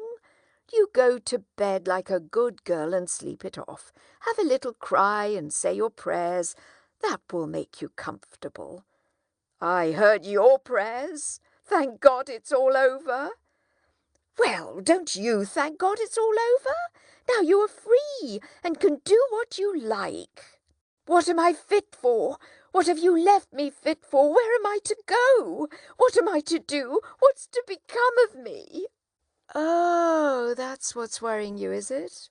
He thrusts his hands into his pockets and walks about in his usual manner, rattling the contents of his pockets, as if condescending to a trivial subject out of pure kindness. I shouldn't bother about it if I were you. I should imagine you won't have much difficulty in settling yourself somewhere or other, though I hadn't quite realized that you were going away. She looks quickly at him. He does not look at her, but examines the dessert stand on the piano and decides that he will eat an apple. You might marry, you know. He bites a large piece out of the apple and munches it noisily. You see, Eliza, all men are not confirmed old bachelors like me and the Colonel. Most men are the marrying sort, poor devils, and you're not bad-looking. It's quite a pleasure to look at you sometimes. Not now, of course, because you're crying and looking as ugly as the very devil. But when you're all right and quite yourself, you're what I should call attractive. That is, to the people in the marrying line, you understand. You go to bed and have a good nice rest, and then get up and look at yourself in the glass, and you won't feel so cheap. Eliza again looks at him, speechless, and does not stir. The look is quite lost on him. He eats his apple with a dreamy expression of happiness, as it is quite a good one. I dare say my mother could find some chap or other who would do very well. We were above that, at the corner of Tottenham Court Road. What do you mean? I sold flowers. I didn't sell myself. Now you've made a lady of me. I'm not fit to sell anything else. I wish you'd left me where you found me. Tosh, Eliza, don't you insult human relations by dragging all this cant about buying and selling into it. You needn't marry the fellow if you don't like him. What else am I to do? Oh, lots of things. What about your old idea of a florist's shop? Pickering could set you up in one. He's lots of money. He'll have to pay for all those togs you have been wearing today, and that, with the hire of the jewellery, will make a big hole in £200. Why, 6 months ago you would have thought it the millennium to have a flower shop of your own. Come, you'll be all right. I must clear off to bed. I'm devilish sleepy. By the way, I came down for something. I forget what it was. Your slippers. Oh, yes, of course. You shied them at me. He picks them up and is going out when she rises and speaks to him. Before you go, sir. Eh? Do my clothes belong to me or to Colonel Pickering? What the devil use would they be to Pickering? He might want them for the next girl you pick up to experiment on. Is that the way you feel towards us? I don't want to hear anything more about that.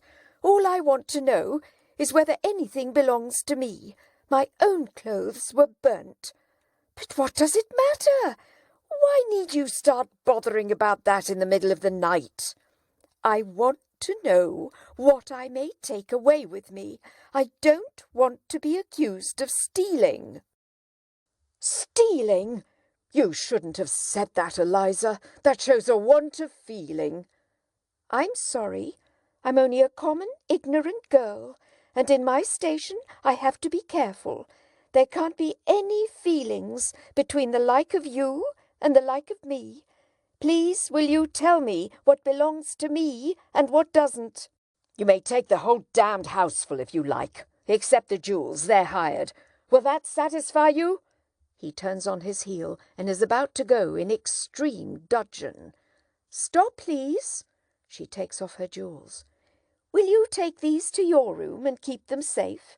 I don't want to run the risk of their being missing." "Hand them over." She puts them into his hands. "If these belonged to me instead of to the jeweller, I'd ram them down your ungrateful throat." He perfunctorily thrusts them into his pockets, unconsciously decorating himself with the protruding ends of the chains. "This ring isn't the jeweller's. It's the one you bought me in Brighton. I don't want it now." Higgins dashes the ring violently into the fireplace and turns on her so threateningly that she crouches over the piano with her hands over her face and exclaims, "Don't you hit me!" "Hit you? You infamous creature!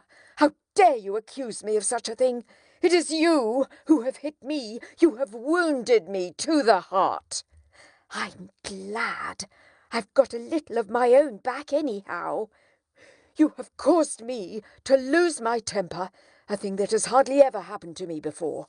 I prefer to say nothing more tonight. I am going to bed." "You'd better leave a note for Mrs. Pierce about the coffee, for she won't be told by me." "Damn Mrs. Pierce, and damn the coffee, and damn you, and damn my own folly in having lavished my hard-earned knowledge and the treasure of my regard and intimacy on a heartless gutter-snipe." He goes out with impressive decorum and spoils it by slamming the door savagely. Eliza smiles for the first time, expresses her feelings by a wild pantomime in which an imitation of Higgins's exit is confused with her own triumph, and finally goes down on her knees on the hearthrug to look for the ring. Act 5. Mrs. Higgins' drawing-room. She's at her writing-table as before. The parlour-maid comes in. "Mr. Henry, ma'am, is downstairs with Colonel Pickering." "Well, show them up." "They're using the telephone, ma'am. Telephoning to the police, I think." "What?" "Mr. Henry's in a state, ma'am. I thought I'd better tell you." If you had told me that Mr. Henry was not in a state, it would have been more surprising. Tell them to come up when they're finished with the police. I suppose he's lost something." "Yes, ma'am." "Go upstairs and tell Miss Doolittle that Mr. Henry and the Colonel are here. Ask her not to come down till I send for her." "Yes, ma'am." Higgins bursts in. He is, as the parlour-maid has said, in a state. "Look here, mother, here's a confounded thing." "Yes, dear, good morning." He checks his impatience and kisses her, whilst the parlour-maid goes out. "What is it?" "Eliza's bolted." "You must have frightened her." "Frightened her? Nonsense! She was left last night as usual to turn out the lights and all that, and instead of going to bed she changed her clothes and went right off. Her bed wasn't slept in. She came in a cab for her things before 7 this morning, and that fool Mrs. Pierce let her have them without telling me a word about it. What am I to do?" "Do without, I'm afraid, Henry.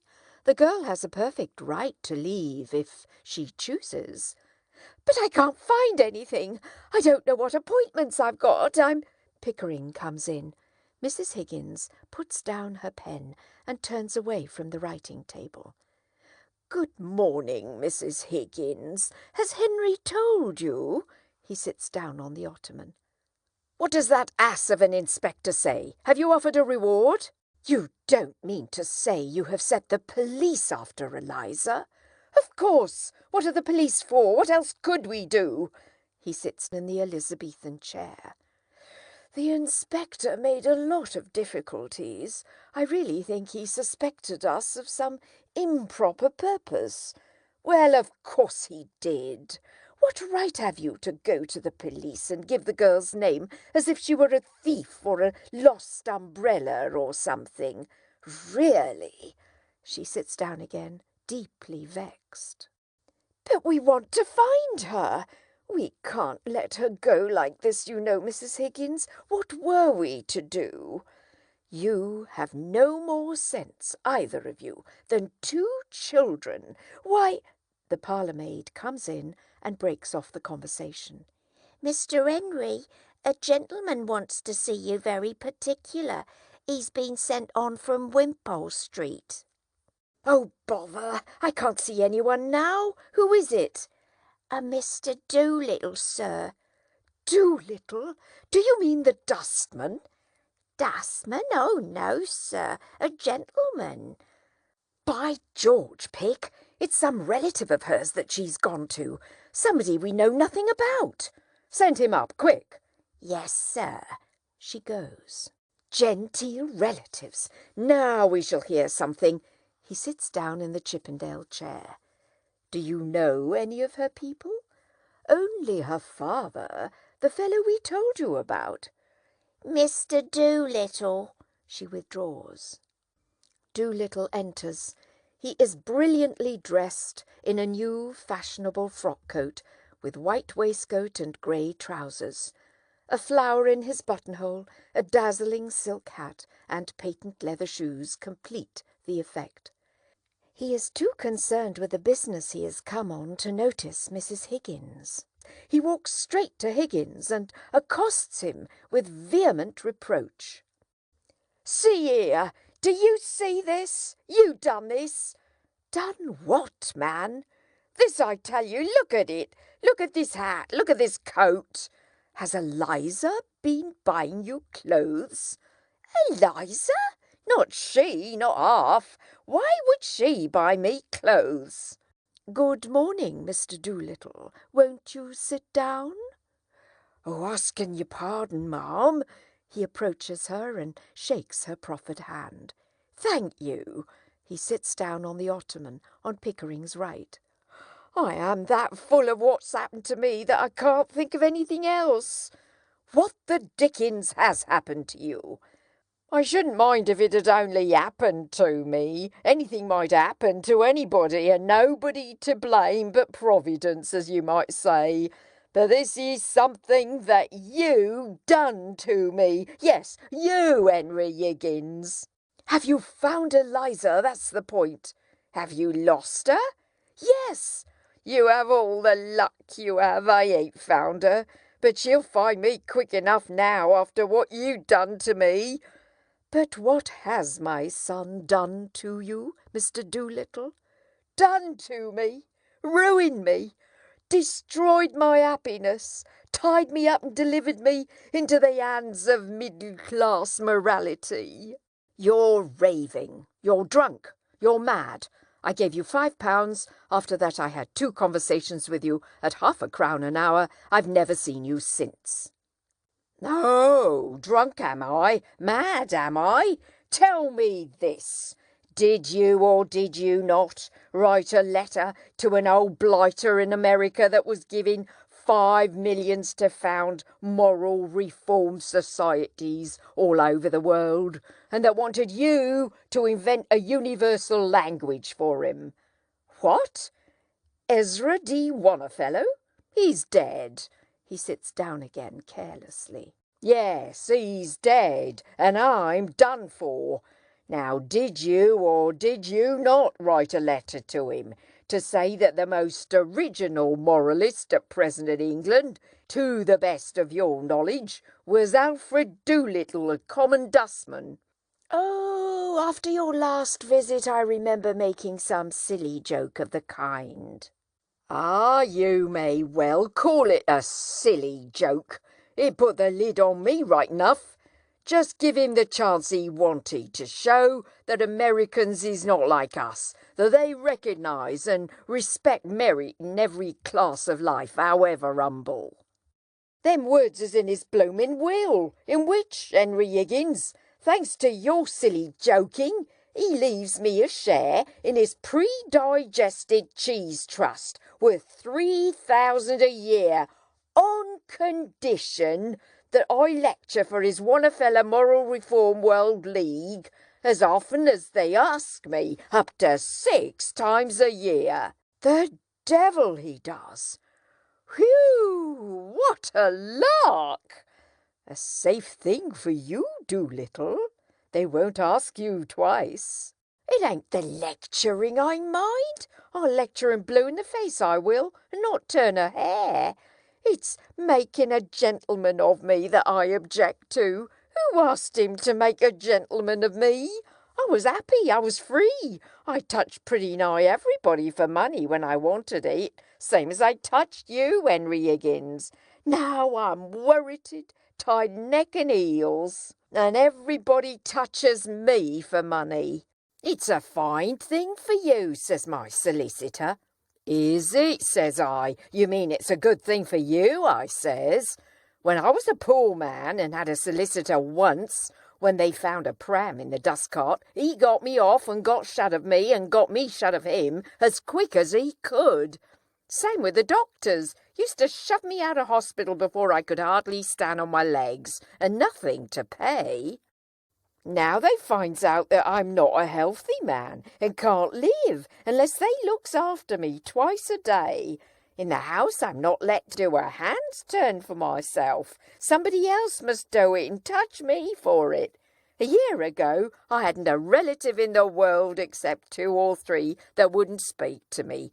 Now I've 50 and not a decent week's wages among the lot of them. I have to live for others and not for myself. That's middle-class morality. You talk of losing Eliza. Don't you be anxious. I bet she's on my doorstep by this. She that could support herself easy by selling flowers if I wasn't respectable. And the next one to touch me will be you, Henry Higgins. I'll have to learn to speak middle-class language from you instead of speaking proper English. That's where you'll come in, and I dare say that's what you've done it for. But, my dear Mr. Doolittle, you need not suffer all this if you are really in earnest. Nobody can force you to accept this bequest. You can repudiate it. Isn't that so, Colonel Pickering? I believe so. That's the tragedy of it, ma'am. It's easy to say chuck it, but I haven't the nerve. Which one of us has? We're all intimidated. Intimidated, ma'am, that's what we are. What is there for me if I chuck it but the workhouse in my old age? I have to dye my hair already to keep my job as a dustman. If I was one of the deserving poor and had put by a bit, I could chuck it. But then why should I? Because the deserving poor might as well be millionaires for all the happiness they ever has. They don't know what happiness is. But I, as one of the undeserving poor, have nothing between me and the pauper's uniform but this here blasted 3,000 a year that shoves me into the middle class. Excuse the expression, ma'am. You'd use it yourself if you had my provocation. They've got you every way you turn. It's a choice between the skilly of the workhouse and the charbidis of the middle class, and I haven't the nerve for the workhouse. Intimidated, that's what I am. Broke, bought up. Happier men than me will call for my dust and touch me for their tip, and I'll look on helpless and envy them. And that's what your son has brought me to. He is overcome by emotion. Well, I'm very glad you're not going to do anything foolish, Mr. Doolittle, for this solves the problem of Eliza's future. You can provide for her now. Yes, ma'am, I'm expected to provide for everyone now, out of 3,000 a year. Nonsense! He can't provide for her. He shan't provide for her. She doesn't belong to him. I paid him £5 for her. Doolittle, either you're an honest man or a rogue. A little of both, Henry, like the rest of us. A little of both. Well, you took that money for the girl, and you have no right to take her as well. Henry, don't be absurd. If you really want to know where Eliza is, she is upstairs. Upstairs? Then I shall jolly soon fetch her downstairs. He makes resolutely for the door. Be quiet, Henry. Sit down. Sit down, dear, and listen to me. Oh, Very well, very well, very well. He throws himself ungraciously on the ottoman, with his face towards the windows. But I think you might have told me this half an hour ago. Eliza came to me this morning. She passed the night partly walking about in a rage, partly trying to throw herself into the river, and being afraid too, and partly in the Carlton Hotel. She told me of the brutal way you two treated her. What? My dear Mrs. Higgins, she's been telling you stories. We didn't treat her brutally. We hardly said a word to her, and we parted on particularly good terms. Higgins, did you bully her after I went to bed? Just the other way about. She threw my slippers in my face. She behaved in the most outrageous way. I never gave her the slightest provocation. The slippers came bang into my face the moment I entered the room, before I had uttered a word, and used perfectly awful language. But why? What did we do to her? I think I know pretty well what you did. The girl is naturally rather affectionate, I think. Isn't she, Mr. Doolittle? Very tender-hearted, ma'am. Takes after me. Just so. She had become attached to you both. She worked very hard for you, Henry. I don't think you quite realise what anything in the nature of brain work means to a girl like that. Well, it seems that when the great day of trial came, and she did this wonderful thing for you, without making a single mistake, you two sat there and never said a word to her, but talked together of how glad you were that it was all over, and how you had been bored with the whole thing. And then you were surprised because she threw your slippers at you. I should have thrown the fire irons at you. We said nothing except that we were tired and wanted to go to bed, did we, Pick? That was all. Quite sure? Absolutely, really, that was all. You didn't thank her, or pet her, or admire her, or tell her how splendid she'd been? But she knew all about that. We didn't make speeches to her, if that's what you mean. Perhaps we were a little inconsiderate. Is she very angry? Well, I'm afraid she won't go back to Wimpole Street, especially now that Mr. Doolittle is able to keep up the position you have thrust on her. But she says she is quite willing to meet you on friendly terms, and to let bygones be bygones. Is she, by George? Ha! If you promise to behave yourself, Henry, I'll ask her to come down. If not, go home, for you have taken up quite enough of my time. Oh, all right. Very well. Pick, you behave yourself. Let us put on our best Sunday manners for this creature that we picked out of the mud. He flings himself sulkily into the Elizabethan chair. Now, Henry Higgins, have some consideration for my feelings as a middle-class man. Remember your promise, Henry. She presses the bell button on the writing table. Mr. Doolittle, will you be so good as to step out on the balcony for a moment? I don't want Eliza to have the shock of your news until she has made it up with these two gentlemen. Would you mind? As you wish, lady. Anything to help Henry to keep her off my hands. He disappears through the window. The parlour-maid answers the bell. Pickering sits down in Doolittle's place. Ask Miss Doolittle to come down, please. Yes, ma'am. She goes out. Now, Henry, be good. I'm behaving myself perfectly. He is doing his best, Mrs. Higgins. A pause. Higgins throws back his head, stretches out his legs, and begins to whistle. Henry, dearest, you don't look at all nice in that attitude. I was not trying to look nice, Mother.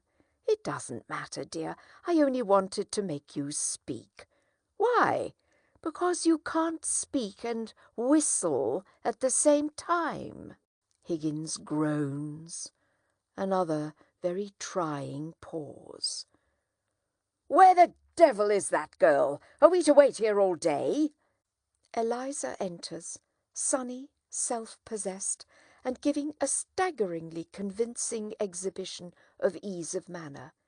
She carries a little work-basket and is very much at home. Pickering is too much taken aback to rise. "How do you do, Professor Higgins? Are you quite well?" Am I? He can say no more. "But of course you are. You are never ill. So glad to see you again, Colonel Pickering." He rises hastily, and they shake hands. "Quite chilly this morning, isn't it?" She sits down on his left. He sits beside her. "Don't you dare try this game on me. I taught it to you, and it doesn't take me in. Get up and come home, and don't be a fool." Eliza takes a piece of needlework from her basket and begins to stitch at it, without taking the least notice of this outburst. "Very nicely put indeed, Henry. No woman could resist such an invitation." "You let her alone, Mother. Let her speak for herself. You will jolly soon see whether she has an idea that I haven't put into her head, or a word that I haven't put into her mouth. I tell you, I have created this thing out of the squashed cabbage leaves of Covent Garden, and now she pretends to play the fine lady with me." "Yes, dear, but you'll sit down, won't you?" Higgins sits down again, savagely. "Will you drop me altogether, now that the experiment is over, Colonel Pickering?" "Oh, don't. You mustn't think of it as an experiment.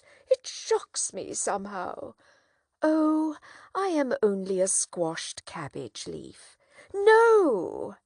"But I owe so much to you that I should be very unhappy if you forgot me." "It's very kind of you to say so, Miss Doolittle." "It's not because you paid for my dresses. I know you are generous to everybody with money. But it was from you that I learnt really nice manners, and that is what makes one a lady, isn't it? You see, it was so very difficult for me with the example of Professor Higgins always before me. I was brought up to be just like him, unable to control myself and using bad language on the slightest provocation. And I should never have known that ladies and gentlemen didn't behave like that if you hadn't been there." "Well, oh, that's only his way, you know. He doesn't mean it." "Oh, I didn't mean it either when I was a flower girl. It was only my way. But you see, I did it, and that's what makes the difference after all." "No doubt. Still, he taught you to speak, and I couldn't have done that, you know." "Of course, that is his profession." "Damnation!" "It was just like learning to dance in the fashionable way. There was nothing more than that in it. But do you know what began my real education?" "What?" "Your calling me Miss Doolittle that day when I first came to Wimpole Street. That was the beginning of self-respect for me." She resumes her stitching. "And there were 100 little things you never noticed, because they came naturally to you. Things about standing up and taking off your hat and opening doors." "Oh, that was nothing."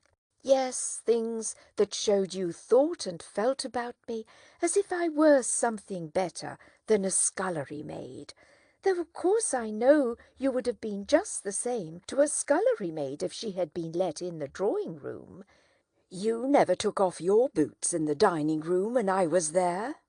"You mustn't mind that. Higgins takes off his boots all over the place." "I know. I am not blaming him. It is his way, isn't it? But it made such a difference to me that you didn't do it.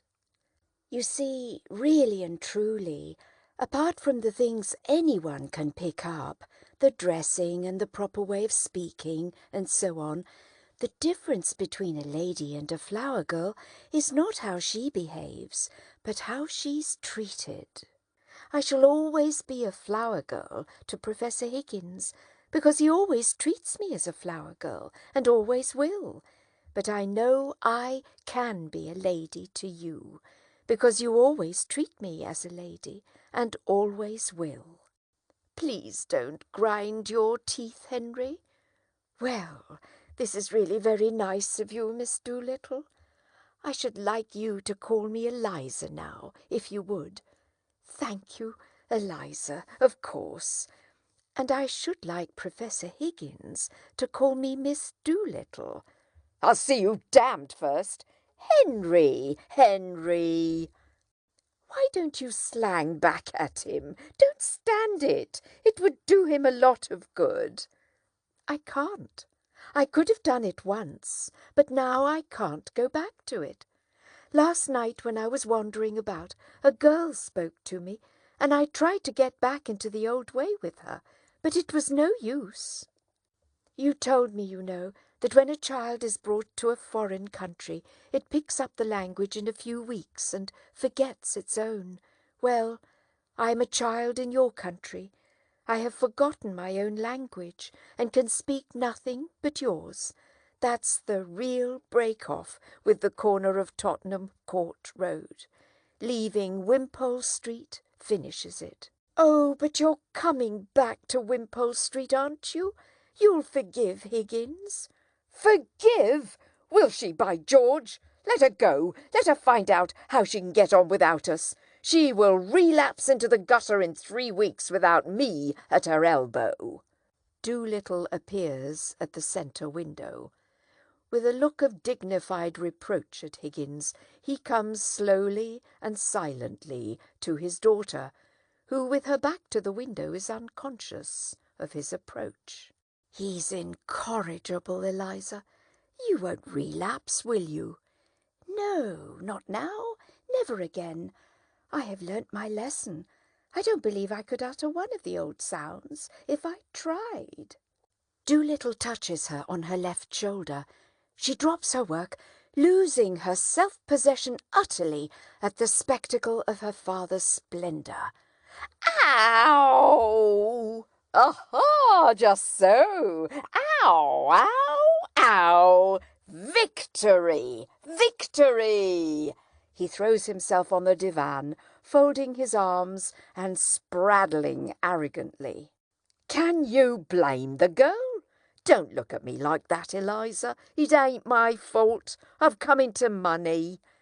You must have touched a millionaire this time, Dad. I have, but I'm dressed something special today. I'm going to St. George's, Hanover Square. Your stepmother is going to marry me. You're going to let yourself down to marry that low, common woman? He ought to, Eliza. Why has she changed her mind? Intimidated, Governor, intimidated. Middle-class morality claims its victim. Won't you put on your hat, Liza, and come and see me turned off? If the Colonel says I must, I'll demean myself and get insulted for my pains, like enough. Don't be afraid. She never comes to words with anyone now, poor woman. Respectability has broke all the spirit out of her. Be kind to them, Eliza. Make the best of it. Oh, well, just to show there's no ill feeling. I'll be back in a moment. She goes out. I feel uncommon nervous about the ceremony, Colonel. I wish you'd come and see me through it. But you've been through it before, man. You were married to Eliza's mother. Who told you that, Colonel? Well, nobody told me, but I concluded naturally. No, that ain't the natural way, Colonel.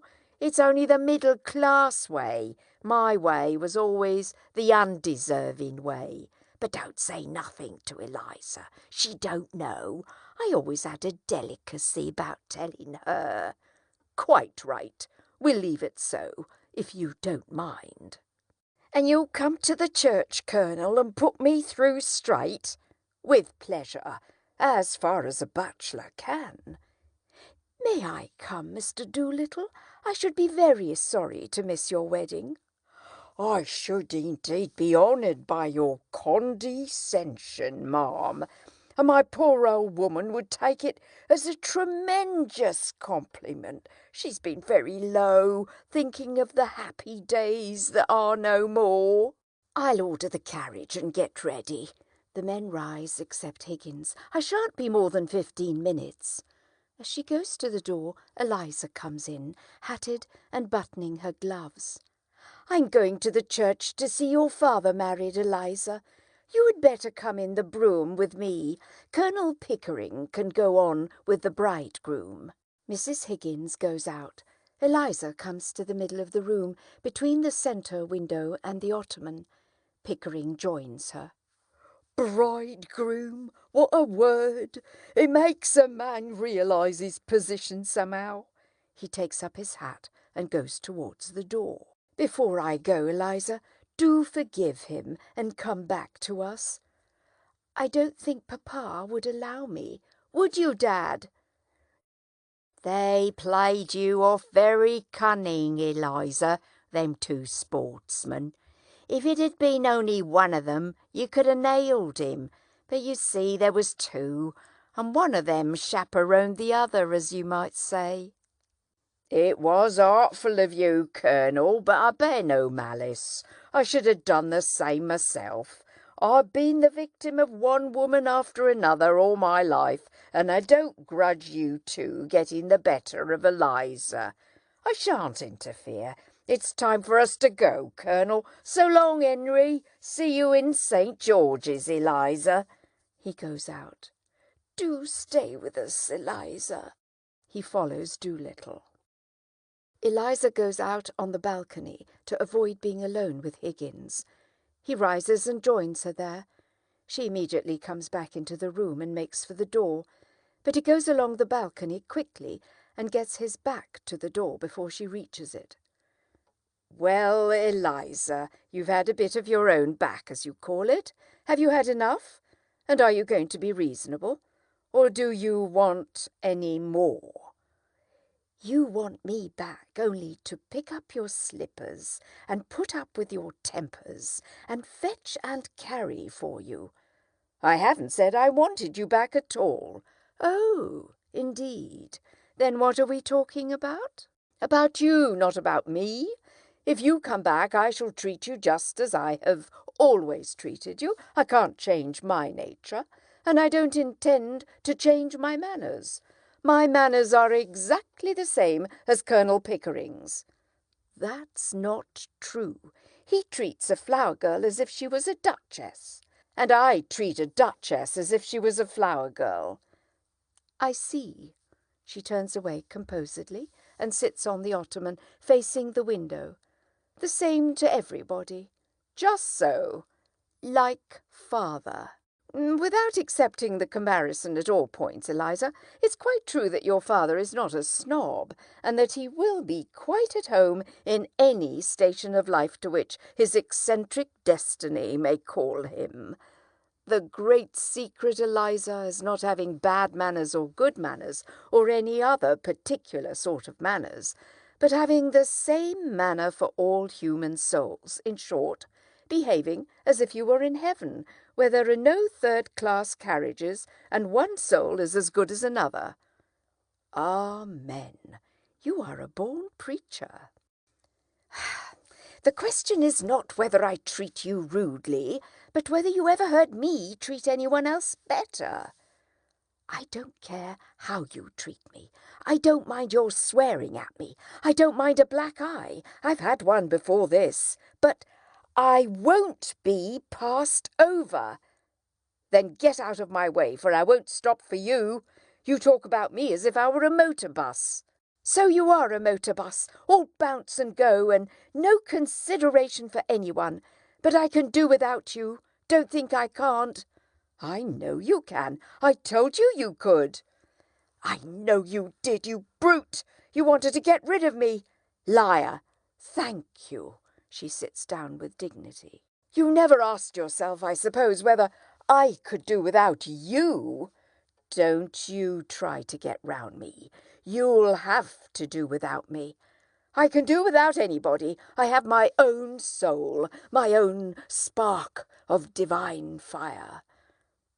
But I shall miss you, Eliza. He sits down near her on the ottoman. I've learnt something from your idiotic notions. I confess that, humbly and gratefully, and I have grown accustomed to your voice and appearance. I like them rather. Well, you have both of them, on your gramophone and in your book of photographs. When you feel lonely without me, you can turn the machine on. It's got no feelings to hurt.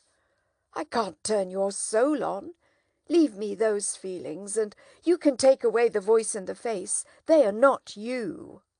Oh, you are a devil.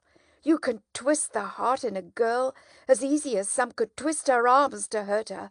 Mrs. Pierce warned me. Time and again she has wanted to leave you, and you always got round her at the last minute, and you don't care a bit for her, and you don't care a bit for me. I care for life, for humanity, and you are a part of it that has come my way and been built into my house.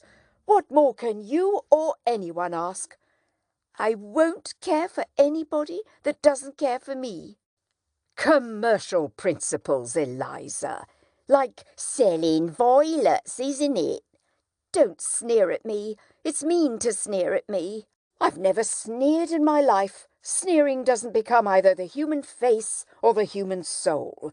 I am expressing my righteous contempt for commercialism. I don't and won't trade in affection. You call me a brute because you couldn't buy a claim on me by fetching my slippers and finding my spectacles. You were a fool. I think a woman fetching a man's slippers is a disgusting sight. Did I ever fetch your slippers? I think a good deal more of you for throwing them in my face. No use slaving for me and then saying you want to be cared for. Who cares for a slave?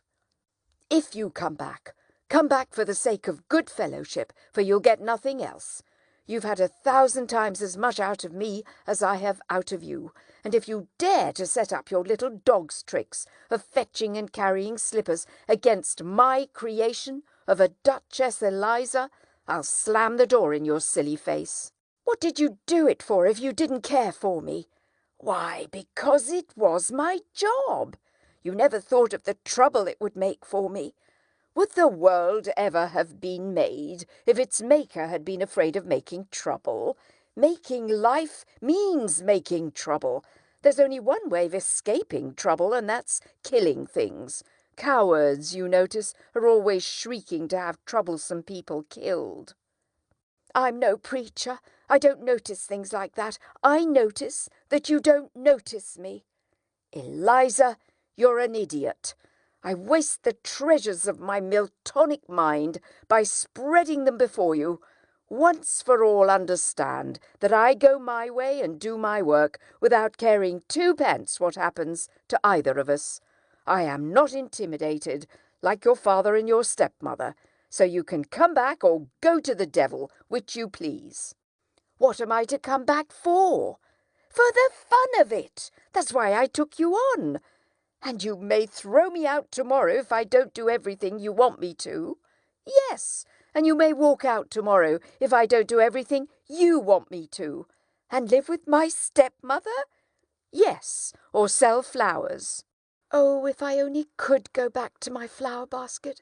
I should be independent of both you and father and all the world. Why did you take my independence from me? Why did I give it up? I'm a slave now for all my fine clothes. Not a bit. I'll adopt you as my daughter and settle money on you if you like. Or would you rather marry Pickering? I wouldn't marry you if you asked me, and you're nearer my age than what he is. Than he is, not than what he is. I'll talk as I like. You're not my teacher now. I don't suppose Pickering would, though. He's as confirmed an old bachelor as I am. That's not what I want, and don't you think it. I've always had chaps enough wanting me that way. Freddie Hill writes to me 2 and 3 times a day, sheets and sheets. Damn his impudence. he recoils and finds himself sitting on his heels. He has a right to if he likes, poor lad, and he does love me. You have no right to encourage him. Every girl has a right to be loved. What? By fools like that? Freddie's not a fool, and if he's weak and poor and wants me, maybe he'd make me happier than my betters that bully me and don't want me. Can he make anything of you? That's the point. Perhaps I could make something of him, but I never thought of us making anything of one another, and you never think of anything else. I only want to be natural. In short, you want me to be as infatuated about you as Freddie. Is that it? No, I don't. That's not the sort of feeling I want from you. And don't you be too sure of yourself or of me. I could have been a bad girl if I'd liked. I've seen more of some things than you for all your learning. Girls like me can drag gentlemen down to make love to them easy enough, and they wish each other dead the next minute. Of course they do. Then what in thunder are we quarrelling about? I want a little kindness. I know I'm a common ignorant girl and you a book-learned gentleman, but I'm not dirt under your feet. What I did was not for the dresses and the taxis. I did it because we were pleasant together, and I came to care for you, not to want you to make love to me, and not forgetting the difference between us, but more friendly like. Well, of course, that's just how I feel, and how Pickering feels. Eliza, you're a fool.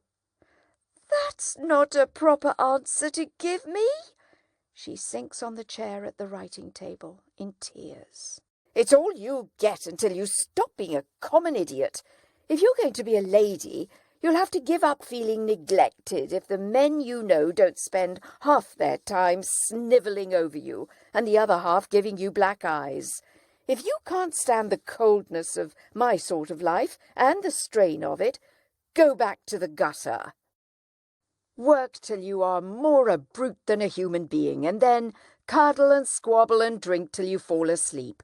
Oh, it's a fine life, the life of the gutter. It's real, it's warm, it's violent. You can feel it through the thickest skin. You can taste it and smell it without any training or any work. Not like science and literature and classical music and philosophy and art. You find me cold, unfeeling, selfish, don't you? Very well. Be off with you to the sort of people you like. Marry some sentimental hog or other, with lots of money and a thick pair of lips to kiss you with, and a thick pair of boots to kick you with. If you can't appreciate what you've got, you'd better get what you can appreciate. Oh, you are a cruel tyrant. I can't talk to you. You turn everything against me. I'm always in the wrong. But you know very well all the time that you're nothing but a bully. You know I can't go back to the gutter, as you call it, and that I have no real friends in the world but you and the Colonel. You know well I couldn't bear to live with a low common man after you two, and it's wicked and cruel of you to insult me by pretending I could. You think I must go back to Wimpole Street because I have nowhere else to go but father's. But don't you be too sure that you have me under your feet to be trampled on and talked down. I'll marry Freddie, I will, as soon as he's able to support me. Rubbish! You shall marry an ambassador. You shall marry the Governor-General of India or the Lord Lieutenant of Ireland, or somebody who wants a deputy queen. I am not going to have my masterpiece thrown away on Freddie. You think I like you to say that? But I haven't forgot what you said a minute ago, and I won't be coaxed round as if I was a baby or a puppy. If I can't have kindness, I'll have independence. Independence? That's middle-class blasphemy. We're all dependent on one another, every soul of us on earth. I'll let you see whether I'm dependent on you. If you can preach, I can teach. I'll go and be a teacher. What'll you teach in heaven's name? What you taught me. I'll teach phonetics. Ha! I'll offer myself as an assistant to Professor Nepine. What? That impostor? That humbug? That toadying ignoramus? Teach him my methods, my discoveries? You take one step in his direction and I'll wring your neck. He lays hands on her. Do you hear? Ring away. What do I care? I knew you'd strike me some day. He lets her go, stamping with rage at having forgotten himself, and recoils so hastily that he stumbles back into his seat on the ottoman. Ah, now I know how to deal with you. What a fool I was not to think of it before. You can't take away the knowledge you gave me. You said I had a finer ear than you. And I can be civil and kind to people, which is more than you can. Aha! That's done you, Henry Higgins, it has. Now, I don't care that for your bullying and your big talk. I'll advertise it in the papers that your Duchess is only a flower girl that you taught, and that she'll teach anybody to be a Duchess just the same in 6 months for 1,000 guineas. Oh, when I think of myself crawling under your feet and being trampled on and called names, when all the time I had only to lift up my finger to be as good as you, I could just kick myself. You damned impotent slut, you. But it's better than snivelling, better than fetching slippers and finding spectacles, isn't it? By George, Eliza, I said I'd make a woman of you, and I have. I like you like this. Yes, you turn round and make up to me now that I'm not afraid of you and can do without you. Of course I do, you little fool. 5 minutes ago you were like a millstone round my neck. Now you're a tower of strength, a consort battleship. You and I and Pickering will be 3 old bachelors together instead of only 2 men and a silly girl. Mrs. Higgins returns dressed for the wedding. Eliza instantly becomes cool and elegant. The carriage is waiting, Eliza. Are you ready? Quite. Is the Professor coming? Certainly not. He can't behave himself in church. He makes remarks out loud all the time on the clergyman's pronunciation. Then I shall not see you again, Professor. Goodbye. She goes to the door. Goodbye, dear. Goodbye, Mother. He is about to kiss her when he recollects something. Oh, by the way, Eliza, order a ham and a Stilton cheese, will you? And buy me a pair of reindeer gloves, No. 8s, and a tie to match that new suit of mine at Eel and Binman's. You can choose the colour. His cheerful, careless, vigorous voice shows that he is incorrigible. Buy them yourself, she sweeps out. I'm afraid you've spoiled that girl, Henry. But never mind, dear. I'll buy you the tie and gloves. Oh, don't bother. She'll buy 'em all right enough. Goodbye. They kiss. Mrs. Higgins runs out. Higgins, left alone, rattles his cash in his pocket, chuckles, and disports himself in a highly self-satisfied manner. If you liked the video, put a like, subscribe to the channel and click on the bell to not miss our new videos.